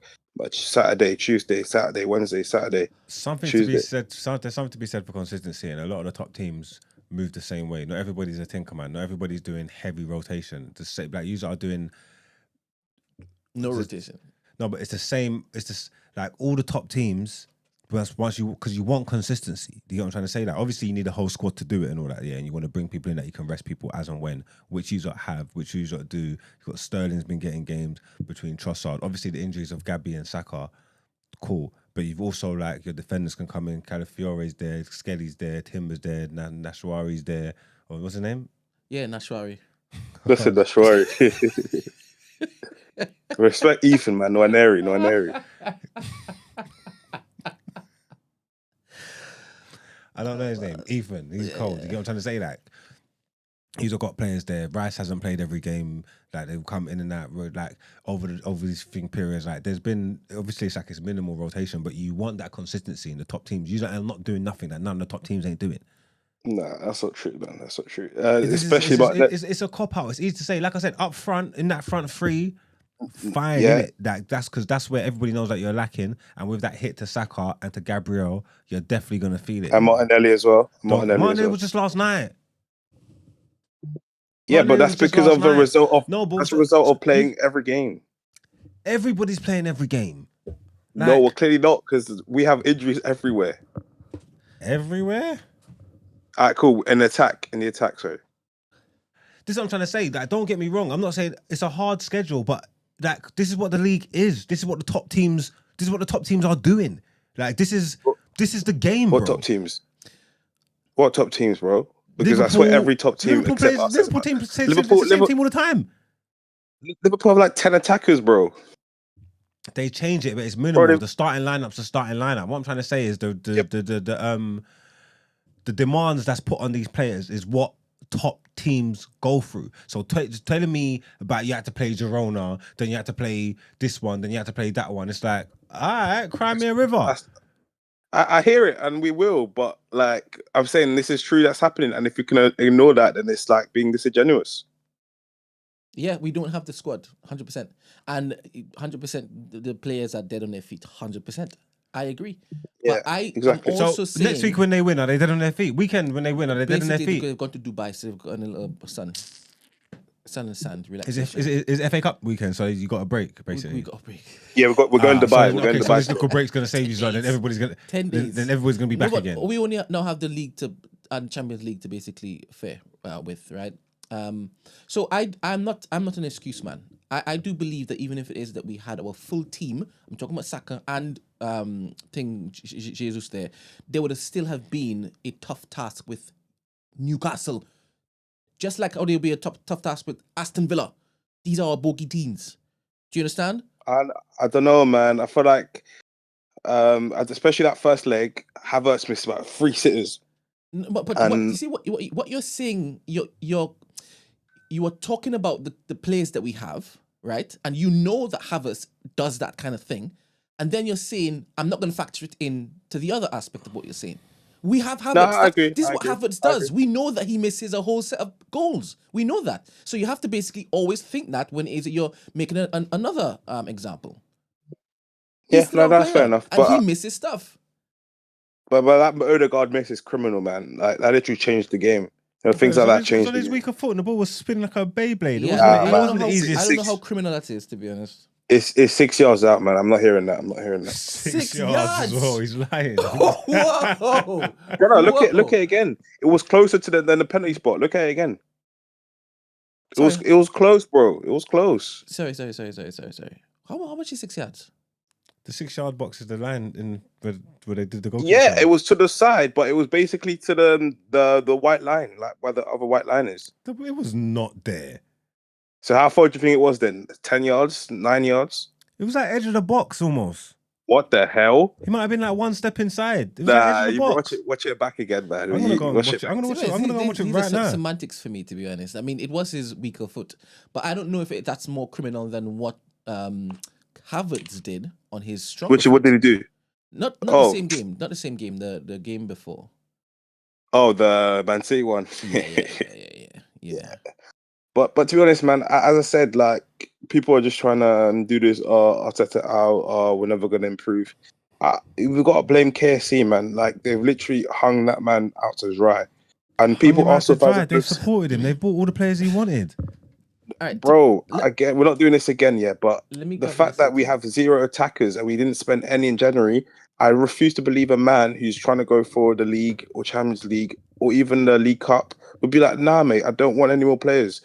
And that attempt to get what you're trying to create this and that attempt to get this battle with Arteta and the higher ups, like there's some type of when Conte is going through it with Spurs or Chelsea or whatever, we know. When Mourinho's going through it, we know. You are on the same page. Arteta gets every player he wants. He's not in the boardroom fighting, saying I want this guy, and they're telling him no. Well, you don't know that. All right, so question, because I'm interested in this, and I don't really want to fixate on this game or the Man City game. I want to fixate on the conversation around Arsenal and the wider media industry. I really want to get to that. But do you think that we should have bought somebody in January? 100%. 100%, man. Right. And that attempt to buy Watkins is pathetic from the board because it gives like Arsenal fans that how literally disingenuous, like, oh look, we tried to get him. All right, fair, cool. So I also think that we should have bought something in January. Now, who did you want to buy in January? Watkins. Who did you want Arteta and the board to buy in January? He was one step Watkins, into the area, bro. Nico Williams, penalty spot maybe. No, I know. You don't have to convince me. I know. Just so you can see though. That's definitely 5.5 yards. Cool. 10 yards. For me, it's not relevant. It's not relevant. I'm sorry. You said Nico Williams, right? Yeah, Nico Williams, Watkins, things like that. Before you move on, I'll go one by one. So Nico Williams, was he available? He is still available. Yes, he's got a release clause, which means you don't even have to talk to the club. You can literally get him. Did you hear us talking any of the news online that we approached him during the January transfer window? No, but we approached him during the summer, which means no. We're talking about the January. Just let's focus on the January first of all. Okay, right? No, we're not privy to that information. No. All right. Well, I heard that we had approached him, and apparently he didn't. He was weighing up his options. That's what I heard. I don't know if it's right or not. I don't know if it's true or not. But if we wanted him and we were going to hit the release clause, he would be here in January if he said yes. Do you agree with that? No, because I don't think they would have given him the money. So you really do believe that they held back the money from Arteta? Yes, and if maybe not the money to get him, or maybe it's the wages, because obviously he's on very high wages. It's a combination of both, because I feel like they don't want to release the funds. That's why. As it in this particular window, or full stop? Well, both, I guess, because I don't know if you saw the Watkins bid. I did. They bid 40 million and Villa were like, just give us 60, and we'll take it further, because obviously the player wants to leave. We have to sell because of PSR. So do you think that we should have paid the 60? Yeah. Like bro, we literally have 3 fit attackers right now as of today. You know, if you would have paid that 60 for Ollie Watkins now, there's no big move in the summer and all that kind of stuff. But why though? We haven't spent that much. We literally we operated the summer on a profit. We made more money. We made more money than we sell. Who do you want in the summer? No, last summer I said. No, who do you want this in summer? Yeah, Watkins, Nico Williams, Sesko. Like, so you don't want Isak?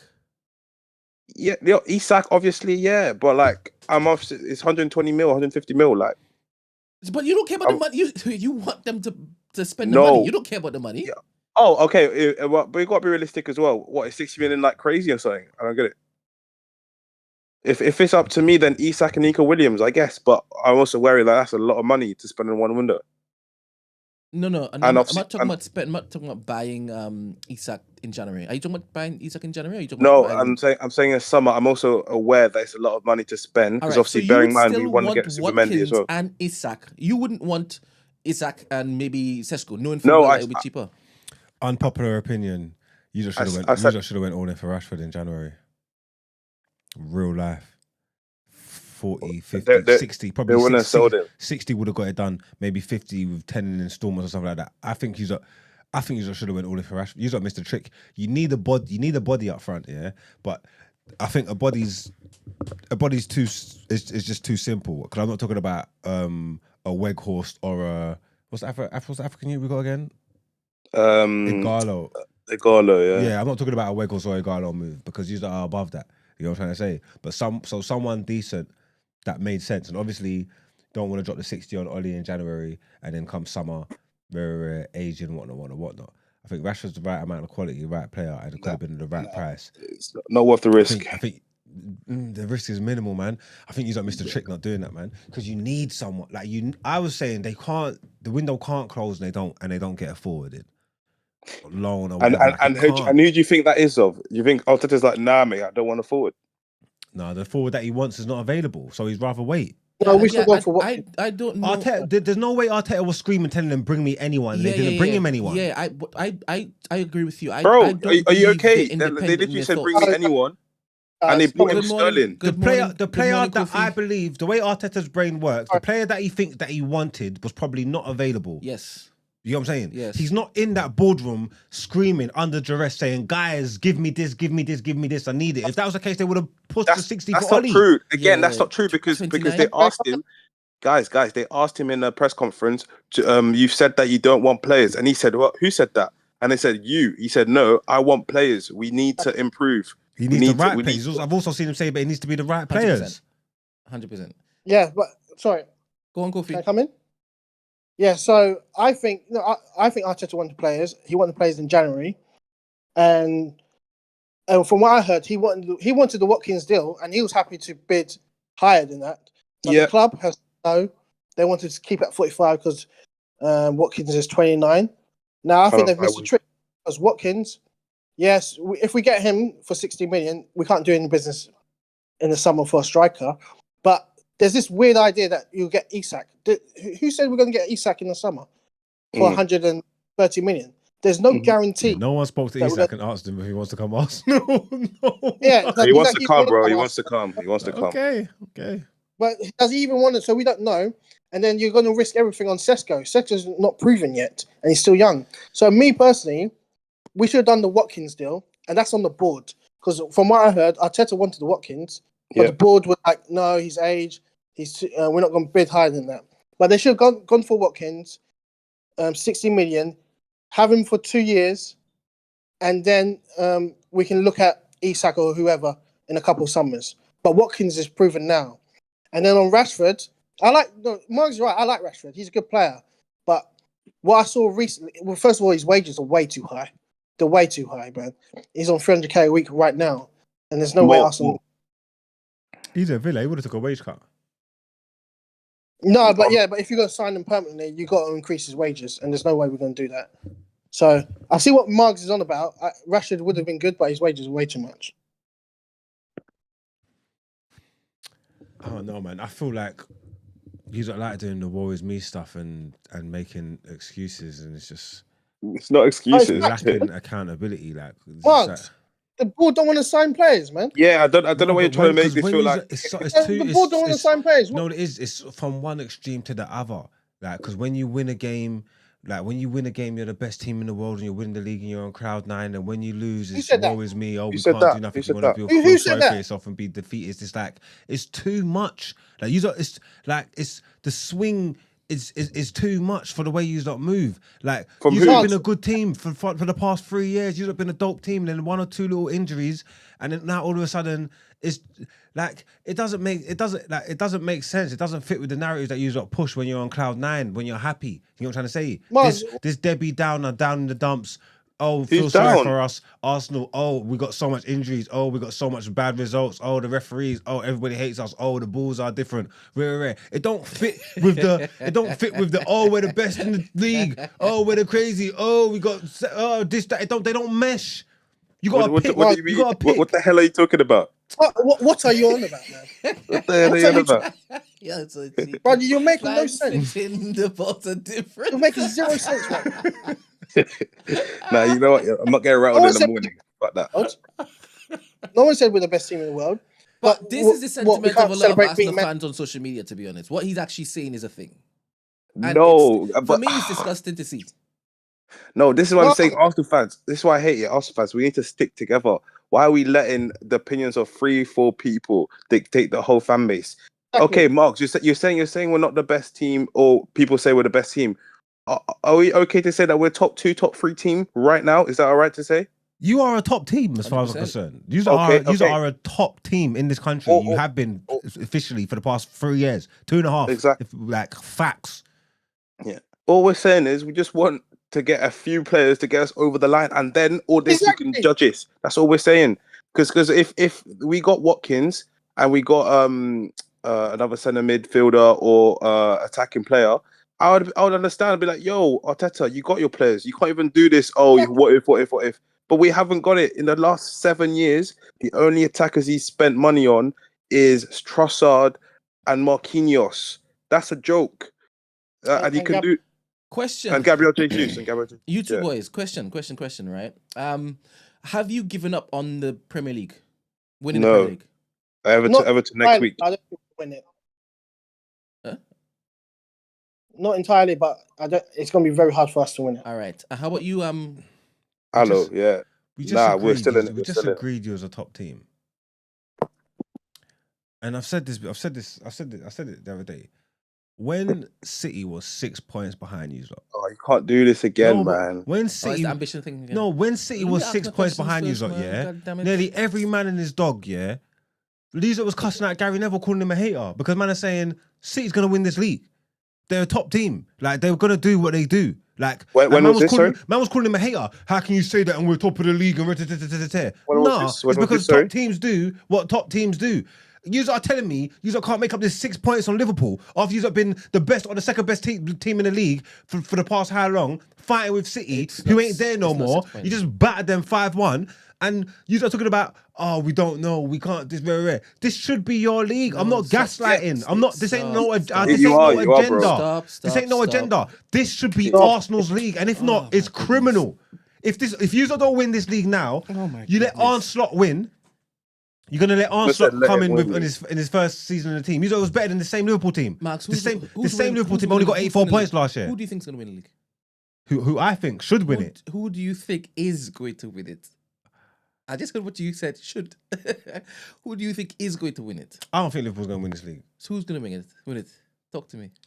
Well, I thought City was gonna start creeping up the other day, but the way you got battered them, I'm saying, I'll wait it's done. till I think you ask my Arsenal. So you think that Arsenal's gonna win it? Yeah.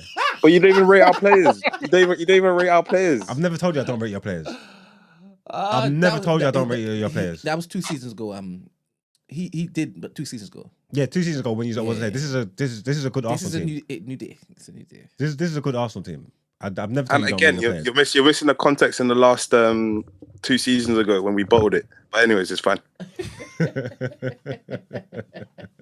But you bottled it. It's hard to say. You was going. Brent has looked me in my eye in the same seat and said, and I'm saying that you bottled it. You didn't do this and this. And he asked me why, and I'm saying he's like, why did this happen? Why haven't we won the league? Why? And the answer that he's looking to draw from me is Pep Guardiola and Man City. No, you can't say no now. I also said PGMOL. I can't erase The refs. I can't erase those. These are factors. And that's why I said I can't engage you in this conversation if it is that you're not taking anything seriously. Exactly. This next question, you ain't won the league in the last 2 years because of the refs. This next topic, this is crazy. This is crazy. Are you afraid that it does sound cuckoo, right? But let's talk about it. And let's start with what Miles Lewis-Skelly did. Do you think that was wrong? It's just wrong. It depends on what you're into. Like it's for a young player, you don't want to. He needs to keep grounded and keep his mind right. Why does he? You think what he did was wrong? That's why Declan was telling him to get up. He's worried about the wrong things. Oh, You should have seen what he's done against Spurs and all that. But He's young. He's only 18. You know, this guy's gonna have the time of his life. Let's see where he goes. Where's he gonna spend his time in the summer? He's gonna go turn up. You know, let's go see what Skelly we get back. He needs to concentrate. As a football man, What the hell? and you've been in this particular space for time. Do you think that what the media is doing is actually sane? Do you think it's sane? You just need to. You're worried about the wrong things. You need to concentrate. You know what I'm saying? You don't need to batten down the hatches. What was the question I asked you? Do I think Answer the question, man. Yeah, what are they doing? No, you, Marks. Answer the question. What's the question that you want? What did you do? Oh gosh. Do you think it was okay what Skelly did, bro? I think I'm cool. I'm cool with it. The kid's got character, whatnot. If it was my player and my team, I'd be wary when these young players start having themselves. Yeah, like the young boys, Garnachos, Colby's, whatever. If man start doing stuff and start having themselves, I'm a bit worried. I told you, I went to Manchester. I saw Hannibal in yours 2 nights in a row. I knew he weren't gonna make it. No, it's at Burnley. You get what I'm trying to say? So when these young boys start having themselves, if it's me, if it's my team, there's little things that I'm gonna look at that I'm gonna worry about because professionalism and stuff goes a long way. You ain't done nothing yet. You know but how you compare them, man? Don't believe in the hype. We've got a title to go for. So concentrate. I'm talking so about what I'm the not saying it was the worst thing in the world, but do you think it's not ideal that your young players moving like that? Forget about the young player now. Do you not see what the media's doing? Do you think it's crazy what they're doing? What is it a colour thing? Is it a colour thing? What? Is it colour? I've done the Sol Campbell. Is it a colour thing? Man done the Sol Campbell. Nah, it is, man. Because how they the media operate on black players is way too different on how they do it. Because and I love it when people on Twitter draw for actual facts and things that have happened. So I don't know if it's a black thing. I best believe it's an Arsenal thing. Right now, they know full well if it is that you focus on Arsenal, you get most of the engagement. I think that the engagement farming. Right now, that's what they're doing. How about you, Max? Do you agree? Yeah. That the media moving mad? The engagement farming. Yeah. They are still. And it's looking mad nasty because it's too obvious. Is it obvious? It's too. When it is we beat City, what was the focus? The celebration. Do you know how wild that is? And 5-1. knowing full well the history of why that happened, that focus is crazy. It's mental. And that used to be United, didn't it? It used to be United. It still is. They still And talk about. now They we're the still top talk team. crazy Now about we're the us. toppest. This is what it is. And how come Arsenal fans are not seeing that? How come they're not seeing that this is just a sign of us being the littest? Well, if you're the latest, go and win this league then. No, but do you believe we are going to win the league? You know what it is? I know anything can happen in this league, but I'm not joking. I'm not joking. I'm not trying to run some narrative or scam. I genuinely believe, like I don't understand how you don't feel. If I was an Arsenal fan, I'll be mad. I'll be moving like Yardi, saying Arteta out. I don't understand how you ain't prime. This is your league. This is your league. If you let someone else come and take it, that's not Pep Guardiola. That is crazy to me. Like, I'm not joking. Why? Like, Hold I'm not on. Why are we joking. talking as if Liverpool haven't won the league before? Liverpool finished Pep with did it? 82 points last year, or 84. No, it's the but same you team. This is can't. Onslaught's You first can't time. do that He's playing like with they fucking haven't Endo done it. in the midfield They've and that. done it. Like, what are you Mark. talking You about? can't do that. We can't What are you keep talking talking as if again? Liverpool You scrubbed. look can feel how you feel No, because of we my can't do upbringing and that. because of the team that I support. My ambitions are set different to you lot. Bro, you're 17th. Allow me, bro. Allow That's me. fine. That's fine, and I still want better for myself, and I still have high Well, expectations. clearly, you should.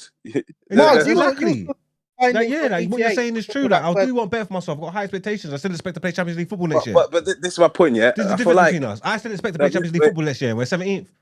Wait, Mark. This is why I feel like you're trolling us, and I feel like you're doing this for engagement for us because Do you the way not I heard expect you to be in the speak, Champions League next year? Why am I trolling? Why am I trolling?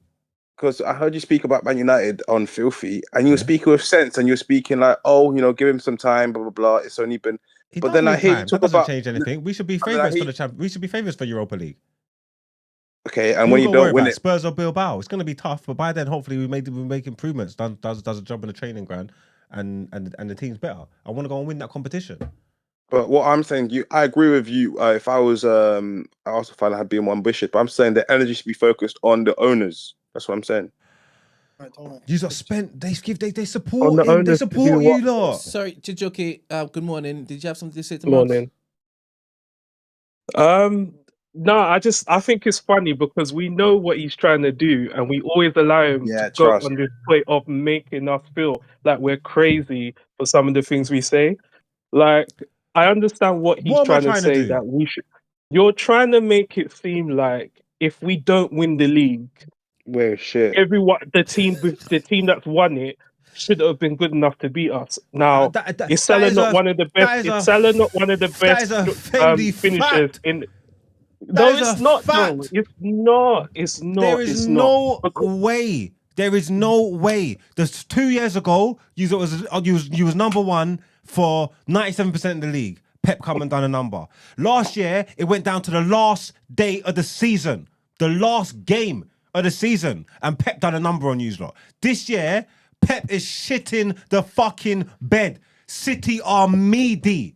This should not be nobody else's league, bro. You can't spin this narrative. You can't change my mind. And you can't tell me I'm joking either. Because you don't like my opinion, that's fine. You don't have to like my opinion. But you can't tell me I'm trying to trick you into at your position. On my life, I believe this. Like, on everything I love, I believe this. And if you don't win it, you need to be looking at that gaffer or the players or something. Don't talk about ownership and all this crap. If you don't win it, you got to be looking somewhere. The blame's got to be lying somewhere. It can't just be unfortunate circumstances and woe is me and the referees and residents there. Somebody's got to be somebody's got to be held accountable for this. The things that they did in the beginning of this season has never been repeated. You're still doing PGMO? You're telling me I shouldn't focus on it? Are you Brent, mad? You know you're the only one doing this. Are you mad? You're the only one trying to down this hill. There's going to be an inquest at the end of the season. I'm going to be headed up. I don't even think it's a referee thing. I think essentially what you're saying, I understand. There are things that we should have done in the summer. Yes, the striker situation was already an issue before we got to this point. but we also need to look at the fact that the injuries was a major thing. The amount of games that some of our best players were able to play, you can't then say next season that's always going to be the same. So the squad was a problem from early. So I feel like what has happened is when you look at Liverpool now, Liverpool's injury record compared to ours is much, much better. And they're obviously seeing the benefits of that. They've seen the benefits of some of their players performing much better than they expected. No one expected Gravenberch to be this good. No one expected the fact that they could lose Allison and then have Kelleher there being one of the best number twos, like Loons always says. It's something that you have to take into account. And I think, unfortunately, we're suffering from the fact that we realise a lot of the players, so for example, Saka, losing Saka and knowing that the replacements aren't there, is coming back to haunt us. That's what's happening. Yeah. Also, I'm not discounting what nonsense the PGML does. I can't Yeah, do exactly. that. I can't do what Yeah, Shizuke me is doing. too. I can't. Sorry. Me You're too. not gonna gaslight me into forgetting Yeah. what happened when it is that we had our full team. Everybody gets Sorry. different results. Plus, When- plus, you plus, don't- plus, you don't- plus, plus, you don't plus, cape for the other teams. You don't plus, cape for the other plus, teams. Okay? Listen. When Rodri popped down, what happened to Man City?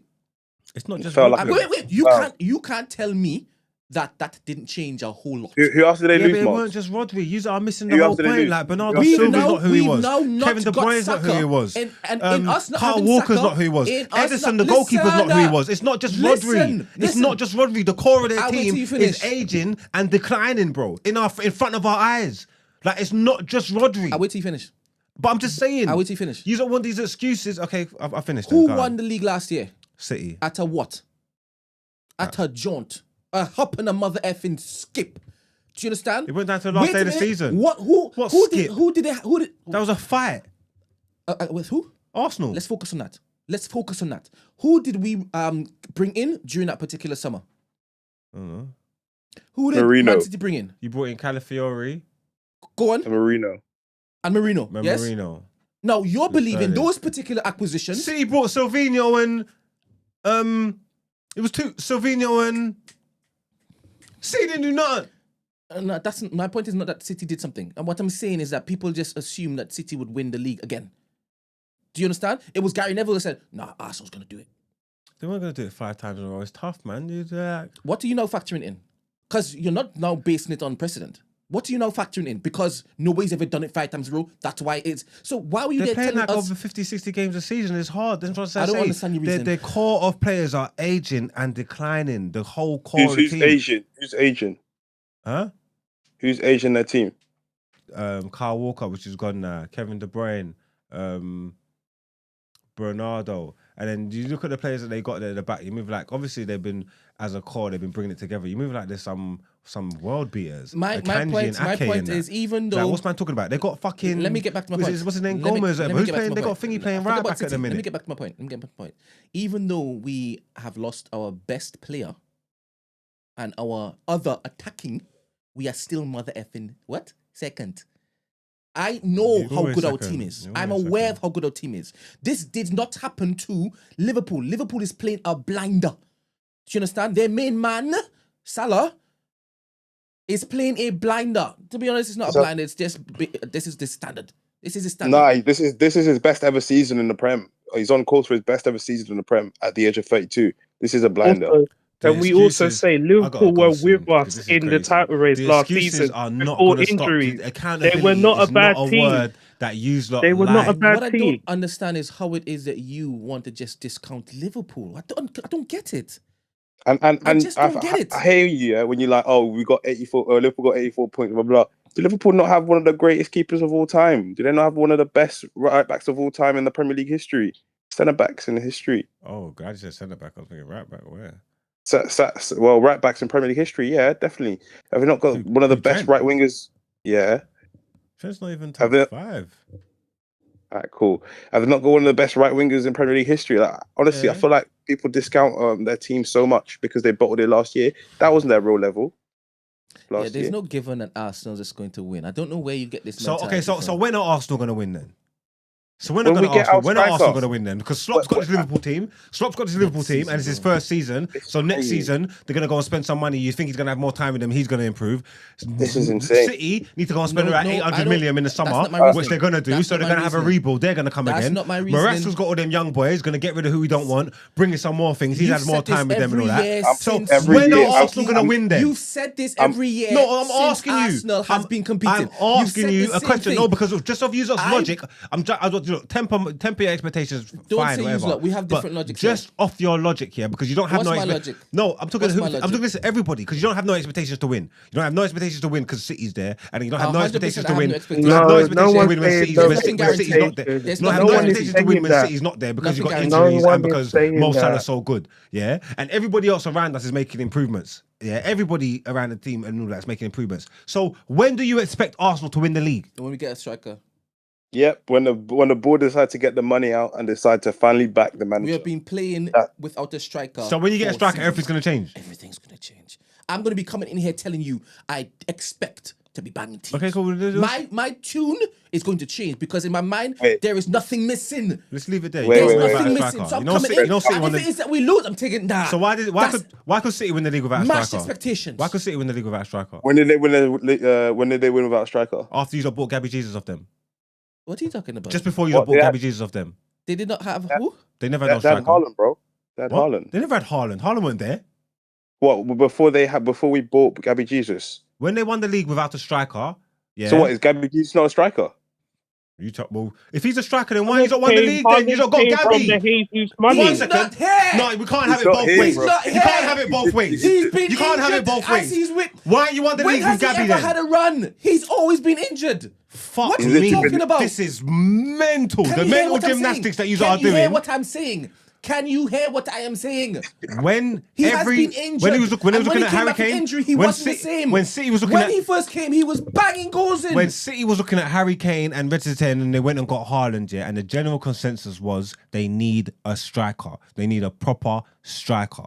Yeah, Gabby Jesus was there. So I don't know what you are talking about. Then you went and bought him. You get what I'm trying to say? Now you're telling me you need a striker. But then now you're telling me you got Gabby's a wait, striker. wait. Is he a striker or is he not a striker? Because if all you need is a striker, Where is he? you got Gabby. Where is he? Bro, where is he? Where He's is he? literally out for Is the he season. available? What are you talking about? I don't What are you understand how arguing we're against? letting him Where do is this he? again. We're letting him do this again. It's Yeah. It's done. But I just had a couple of things to say. Can we talk about United? Max, you want to leave? No, I'll talk about United. Let's go. I do want to leave though, but I mean, it's only fair. It's only fair. Wait, Mark. Okay, It's only Mark. fair. You don't want to come on, pile on because I don't. What do you want to say about United? Actually, Let's go. Mark, would you want to talk about United or do you want to talk about Luca? Because I don't want to talk about both. Luca who? Talk about Doncic? Yeah. No, we done Luca. Let's go with United. Why you not got me here? You might as well make the most of it. So, all right, cool. Well, you did Luca earlier today. Yeah. Okay. I'll go watch it back. So, yeah, no, man. Talk to me, man. No, you talk to me. What's going on, United? Look, if you do that, he's gone. No. I'm serious? I don't mind. What do you think? I don't understand. All right, go on, run it. I don't understand what you don't Talk think to you're him. doing. Talk to him. For the past decade, the team's been in decline. The team's not been good enough. The recruitment's been terrible. Yeah, we've had all different types of managers and stuff. So I don't understand what you think is going to happen. You got to cut out the roots and rebuild. And he hasn't had a chance to do that. We just about have training sessions. We just had a January. We just brought in a left wing back. Do you think anything's going to change overnight? The same players who got the last manager sacked and who shit the bed, regardless of how much money we spent on them, what they done, recruitment's clearly not good enough. Players are clearly not good enough. You get what I'm trying to say? Like I said, the things that we need, like I said that was on show yesterday, the pace, the power, the legs, the running. There's not a lot of these men in our team that can do that. The technical level of the team's not particularly high. It's not a good team. So when they're losing, obviously it looks bad and it should be better than this. It's probably got worse from them Ten Hag, whatever.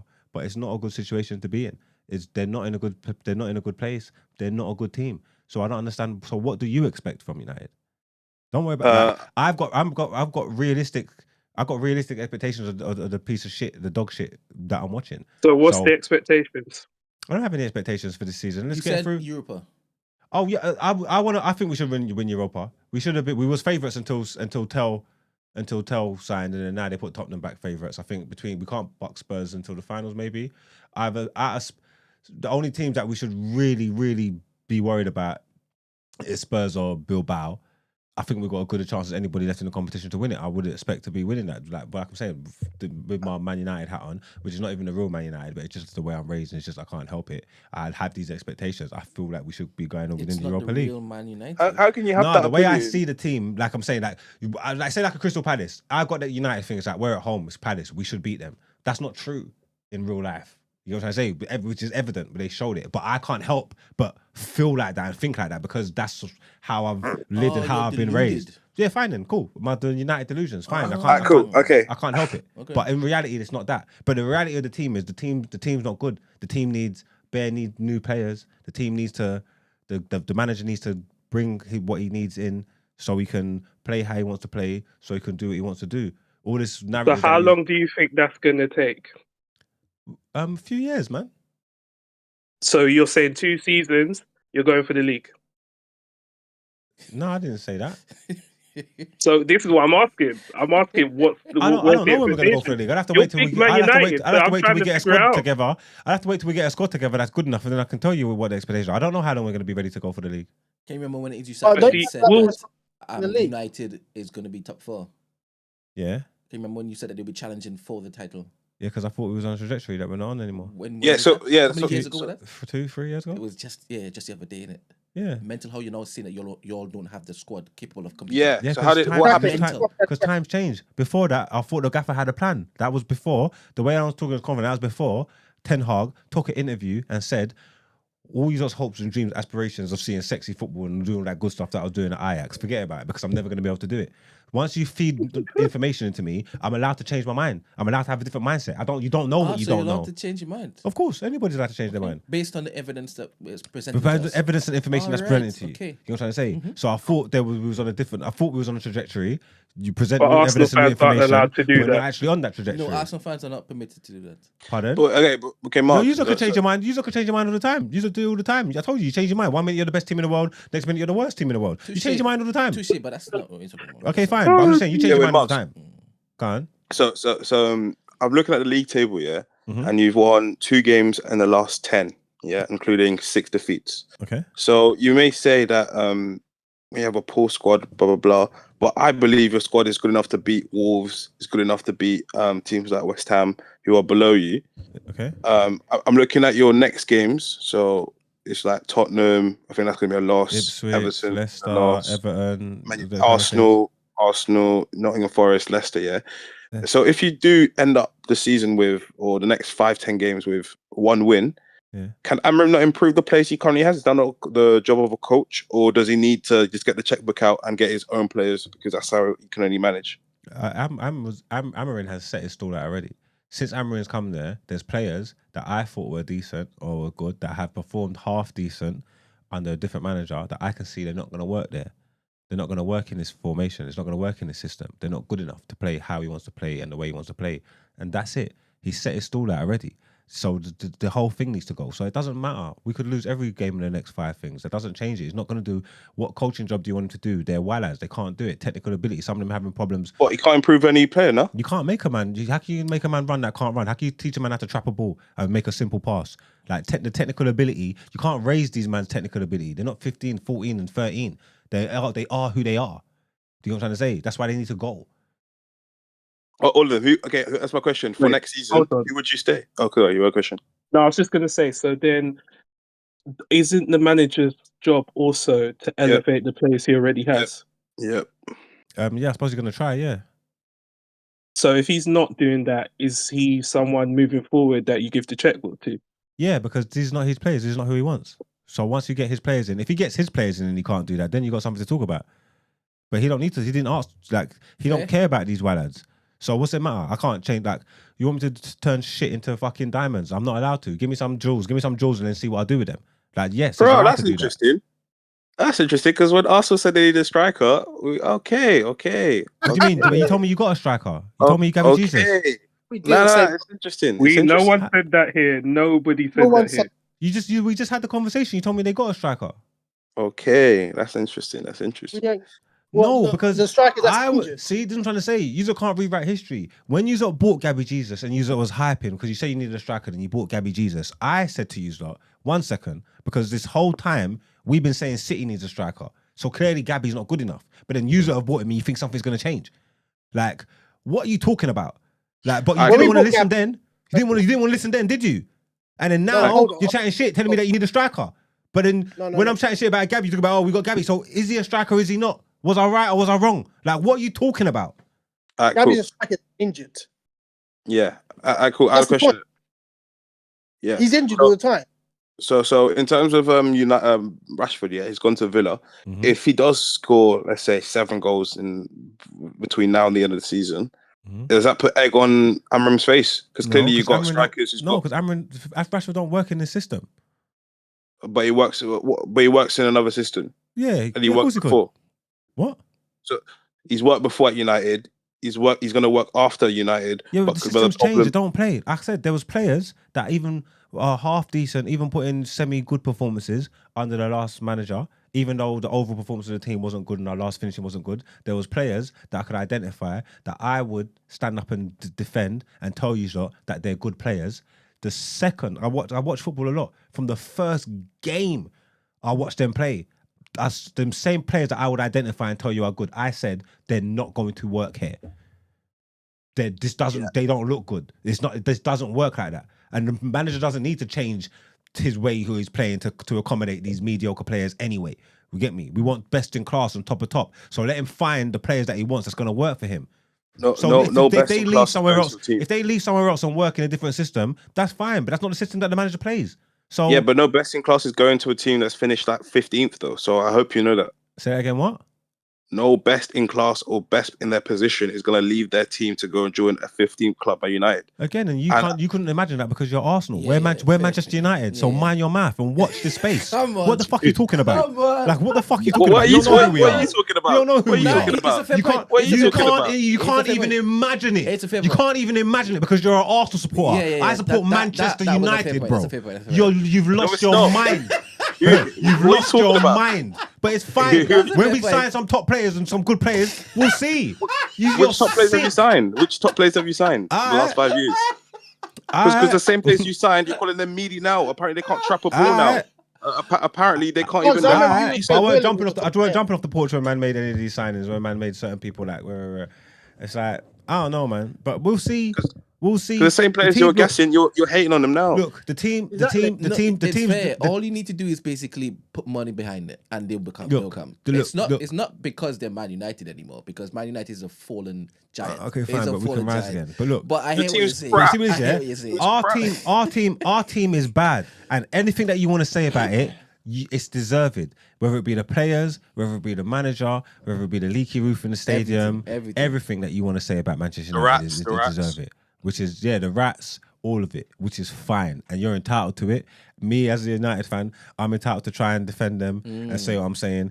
This is what football's about, all the tribalism and all that. Like, you got get your shit off. You get what I'm trying to say? I'll be honest, yeah. You are missing a trick and you're not concentrating. So what you're trying to do, is use this time, to try and belittle me and mock me because my team's in 14th, while you should be focusing on the front, and you're using the referees while you haven't won the league in a few years. Like, you're not concentrating. Don't worry about me. My team's 14th. My team is 14th. Do not worry about us. We're meaty. Okay. Fine. Scratch that. Okay. When are you going to win something? Sooner than you. I can tell that. How can it be sooner than you? In the time that my team's been meaty, So my team's been meaty, past 10 years, 30 years. Since Sir Alex left, we've been meaty. Run through a plethora of players, all types of managers, everything. Because we've no longer been a top team, we haven't been able to compete for the top prizes. That's why we ain't won a Prem or we ain't won a Champions League. Some of them players, even Rashford left United on loan. Rashford's won everything else. Man that can't even be there no more. Jesse Lingard, this one, that one. They've won everything else. Man that you're moaning about, man that you're cussing, Harry Maguire, who's needy, has won everything else. You have only won one FA Cup, with Emery's team. What's Harry Maguire? With Emery's team, and you ain't got past hold the on, fifth round at the FA Cup in the past however many years. Slot's team? Huh? This is not Slot's team? That's Klopp's team. It's fine. But So- Klopp's team that finished. All right. Klopp's team that you all better than. They only got so 83 we points. shouldn't get One angry second, if wait, Slot wins wait. then because it's Klopp's team. Okay, well, Klopp Exactly. couldn't win with them. Klopp couldn't win with them. Last 2-3 years, Klopp couldn't win with them. Klopp couldn't. That same team, that's Klopp team. Klopp couldn't win with them, so they shouldn't be winning. If Klopp couldn't win with them and Slot comes in, that means he's done better. So what you thought you did, you didn't do there. But let me get back to my point. Yourself, to be honest. Yeah, but Klopp did win the whatever you league, think though, you did, with you most of really his didn't team. do. did nothing. Because Klopp hasn't won with them. But anyway, get back to Klopp my point. has won the Get back league. to my point. Okay. With us being Klopp has won the 14th, league. yeah, Let's we stop it. still know what it is like to feel joy in our hearts and celebrate wins. You know what I'm trying to say? I was at Wembley. I was at Wembley last year. Look at You Eddie take Howe. anything you can get, Eddie Howe. basically. How many times Eddie Howe gone to Wembley? You take anything you get. That's all right. It's not Like anything we get. twice. It's anything that's available. twice. There's 4 cups available at the beginning of the season, and you don't win none of them. Man said they'll How do take you know? anything that's available. They're all available to you. The start of every season, all 4 of them cups are available to you, just like they're available to us. And you don't win none of them. But then you're mocking me because we win some of them. No, we're Shut mocking up, you you because you're idiots, man. 13. Go You're and win 13. something, you fucking fools, man. This is crazy. This is crazy. Nah, you're so bad. You got the same gotta opportunities be- we got, bro. The same opportunities, King. And Bro, you don't you're win none moving of like them. Wigan. But You're we're moving like funny and we Wigan. should be laughed at and we should be mocked because we win some of them. Bro, That we don't won even make no sense. You're moving like Wigan and them Swansea literally fans what he that have them celebrate. Oh, we're day out. We have a day out, That's Wembley, literally- guys. Day Yeah, out. but you don't Get need the the out. day. God Almighty, You don't you've need the fallen. day out. I know. Okay, My cool. So God then, Almighty, so you've then, fallen. so then, so that's what I say. What's your expectations like? When do you win something? When? Yeah, Right? Don't answer me. You told me when you get a striker, but Gabby's there. Like, when do you win something? Because you got to Hold tell you. on, no, You hold lot on, gotta hold look on, in the hold mirror, on. man. Let's know if You he's got to look in the mirror, no, man. hold on. You are you this are is a you good chat. happy? Farah is So a perfect word. if Losers. you were so happy These to are win losers. the FA Cup and Yous all are of that, yeah, why is losers. Ten Hag fat? You are Why is Ten losers, Hag? Okay, man. why is Ten Why Hag would sacked? If you're happy LCP with these fat? caps, why is he sacked? You can't talk about it like say you were happy then. You weren't happy. I went to Exactly. Wembley last year. Right, I was happy. he wasn't happy then. He's I not went to You Wembley weren't last year. I was happy. happy. I was happy. I still got Bro, a we- program. we- I still got a program in my yard now. I watched my 2 young gunners, Garnacho Hey, and Kobe you take what Mado, you can get. score against our rivals, who was the best team in Europe because they beat you lot to the league Wherever there's last year, happiness, you and we get it. and we mad them up. I was happy. You get me? Them Newcastle fans over there now, they're happy. Eddie Howe, he keeps going to Wembley. They keep doing so because someone's got to give because they're not going to win the league. Because they're not going to win the league. They're not going to win the league because Arsenal and City and Liverpool are there. So something's got to give. Just like you lot ain't going to win the league because City and Liverpool are there. So something's got to give. That's what you just told me. That's what you just told me. That's what you just told me. Interesting. Well, that's what you just told me. Something's got to give. Interesting. Something's got to give, man. So This is to run crazy. off, you believe we're gonna win this year? You know what? That's my takeaway from this. You believe we're gonna win this year, even though we have injuries. You believe this. I love how it is. You rate us. I love it. I believe. love it. I believe you should win this year more You than said- you are. no, But you at said- the same time, if I had to put a 'Cause bet I- on that's it, the question I if asked you tell me put my money where my mouth is and make a choice and said stand Arsenal. on business, Yeah. I'm gonna say Arsenal Thank because you. logically, Thank you. that's what makes the most sense to me. No, It does make the most sense to me because you are the best team. Are you making that that observation based on what you're seeing or what you believe should be? Because you said logically. What you're seeing, what you've been seeing. I just saw you dismantle the best team in the country. That's been the best team in the country. now it's the for best years. team in the country. I just watched you Now it's the best team in the dismantle them. I country. just watched you You dismantle them. just Okay, you know what? That was cheap. What I bloody just done. hell. So I'd see now God what you damn don't, it. what you don't Wow. accuse me of doing. I just tried to That do is it just mental. now. That's cool. Yeah, but still, they are All technically the morning. best team. You've been doing it all morning.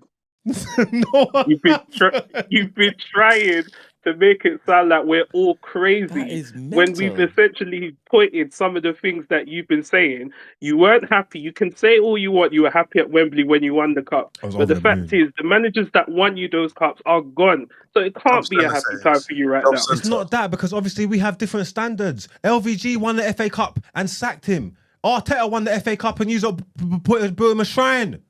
We're He's building a shrine different. for who? He's building We're a shrine for who? different. Look at, Yeah, you are. You're Look at, 13. look at the You're positioning. 13. And you're saying you're glorifying your difference. Look at the You're positioning. 13. I'm just Your telling you team who. is shit. I know, but I'm just telling you who we are. You're romanticizing the fact that we're different. Look what No, your team I'm is. just telling you who we are. LVG won an FA Cup This and, is mental. and sacked it, and we sacked him. Arteta won an FA Cup, and you just started telling me about the process. Well, he's right. Yeah, and it's right. You're 13th, and we're 6 points away from the top. You're When we always won going to be FA 6 Cup, points you away. might You're win that. always 6 points away from the top. No, you don't believe that. You believe we're gonna That's win. not true. You That's believe not we're true. gonna win. You're Don't perennial walk it back. You believe we're gonna win. second best. Yeah, because this is always an excuse. There's always going to be someone. Someone else is going to improve. Someone else is going to come. Someone's going to get injured. not you, and though. there's Not you, always going to though. be. There is always going to be an excuse. Like there is always going to be an excuse, and that's what the problem is. But look, we can do part 2 tomorrow. I've got to go. Remember again, use a reason. You don't need to. I'm never gonna forget what they did. Look, he can walk you up to the line. He's like he's used us. Arteta's used us Brendan Rodgers. Doing No, good. well, Arteta's won trophy. Brendan Rodgers didn't. Emery's trophy. This is mental. Emery and You Aubameyang. can't keep The FA saying Cup was 6 Emery's games. trophy. The Emery FA Emery Cup wasn't was manager. 6 He games. never won the trophy. Emery didn't win it. It's Emery's team. It was Aubameyang's goals. He didn't win the it, FA Cup man. is He wasn't 6 the manager. games, and you're giving that to Arteta. Why hasn't he not got out of the 5th round of the FA Cup again since then? This is mental. I just Since got he it built, then. since he Klopp used hasn't his win- money, since he used his money and built his team, why ain't he got out of the 5th round of the FA Cup?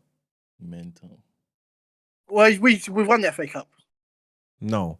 With Emery's team Run and it, man. Aubameyang's goals. After he dismantled the team and he spent his Then- money hold and on, he hold got on, the hold on team then. in his Hold on, vision then that he Klopp wants, doesn't win- why has he not got out of the 5th round of the FA Cup? Did Ten Hag ever have a team? What? Did Ten Hag ever have a team? Ten Hag killed the Ten Hag spent all that money, all them wilders out there because of Ten Hag. He had a team, so he won the FA Cup. Yeah, so he's done better. Wasn't the Ollie's team? He Ollie's won the team FA was Cup. also Yeah, he part done of better it than as well. When did he win the FA If we're gonna do that, There's last year. Last Before year? that, there's the season before. Well, yeah, he got sacked this season, isn't it? So, yeah, but last season he won the FA How Cup. many years was he in power? 3, and he won 2 cups. He went to Wembley 3 times. And each of the time he's won is because it's his team. What? Each of the time he's won is because it's his team. I don't even know what that means, but okay. But you just said just now that it's not Arteta's cup, it's Emery's cup because he came in after he left, right? the team that No, just Emery focus, just built. focus, just I know, 'cause focus. I'm trying to walk you back through it. So sort of thing. The team that Unai Emery built. Yeah. Won in how many the FA Cup. seasons? Yeah, once In again, how many seasons? with Let me come- Arteta at the helm, yes, we could agree that Arteta was the one driving the ship. Arteta was living in the house that Unai Emery built.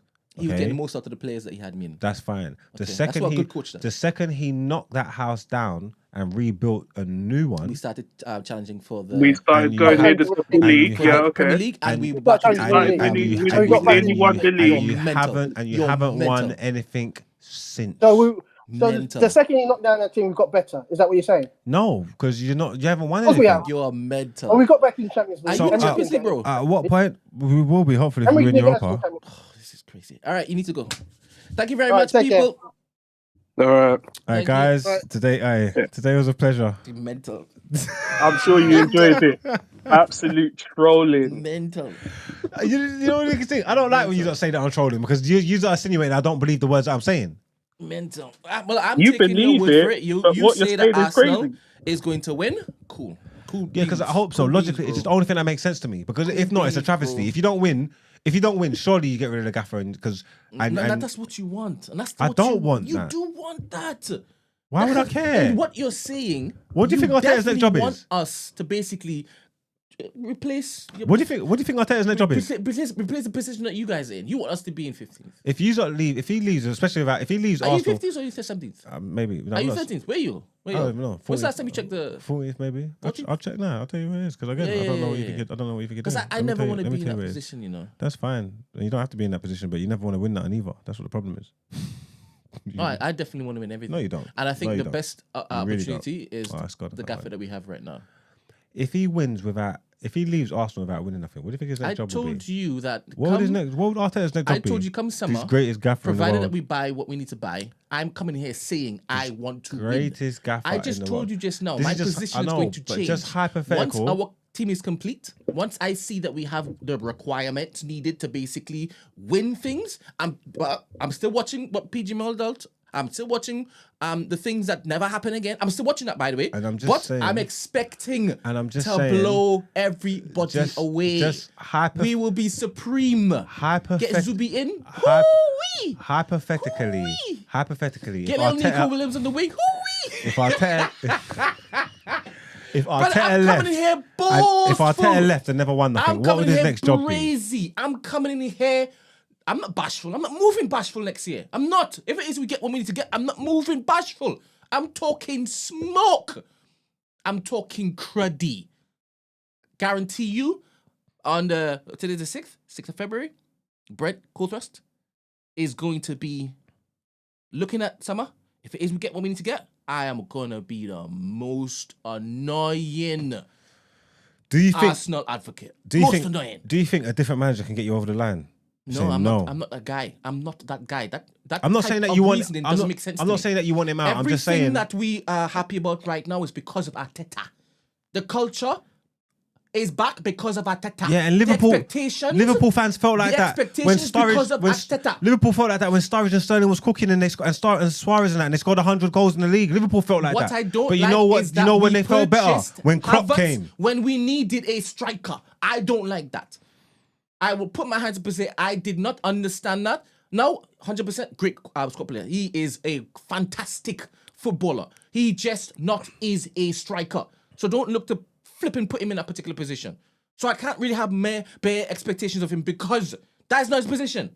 So until it is that we get a proper striker in, I actually want two. I just want one. Because Jesus is not going to come back and be, oh. Man's injured twice. Like major injuries too. So no, don't rely on him. Don't look to do the same mistake twice. Don't do that.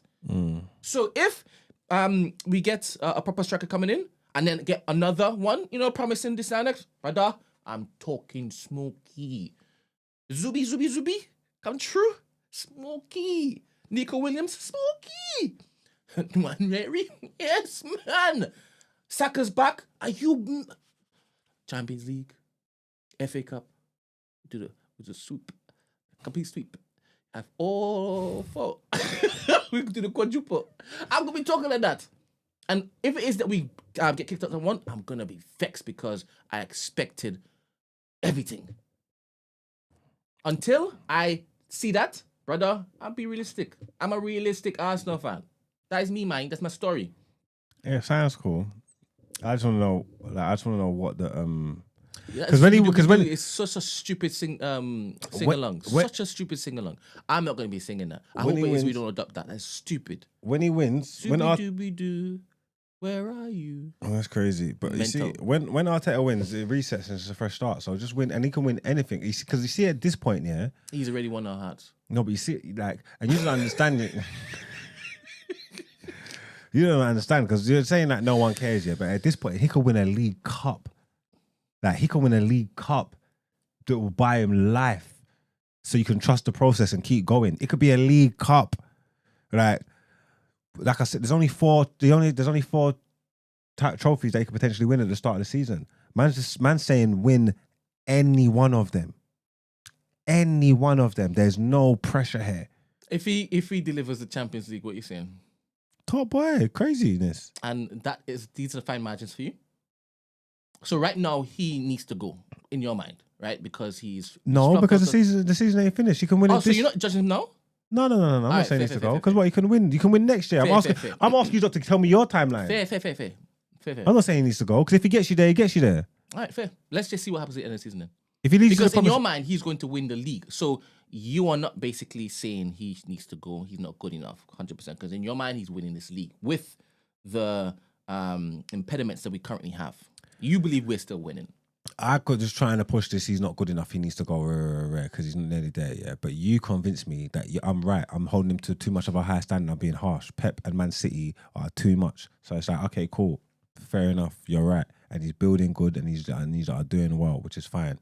But then now Pep and City ain't there. I'm looking at you lot like because. Okay, so what now then? So man can't tell me, Liverpool and slot. No, because the measure... every season somebody's going to pull up that, well, you can turn around and tell me that. So it's like, oh, okay, you are trying to trick me. You are trying shit. Sorry, what are you saying? I'm confused. Even during the times when we were competing, Liverpool was still there. Not with you lot. Liverpool what are you talking about? Never mind. Anyway, goodbye.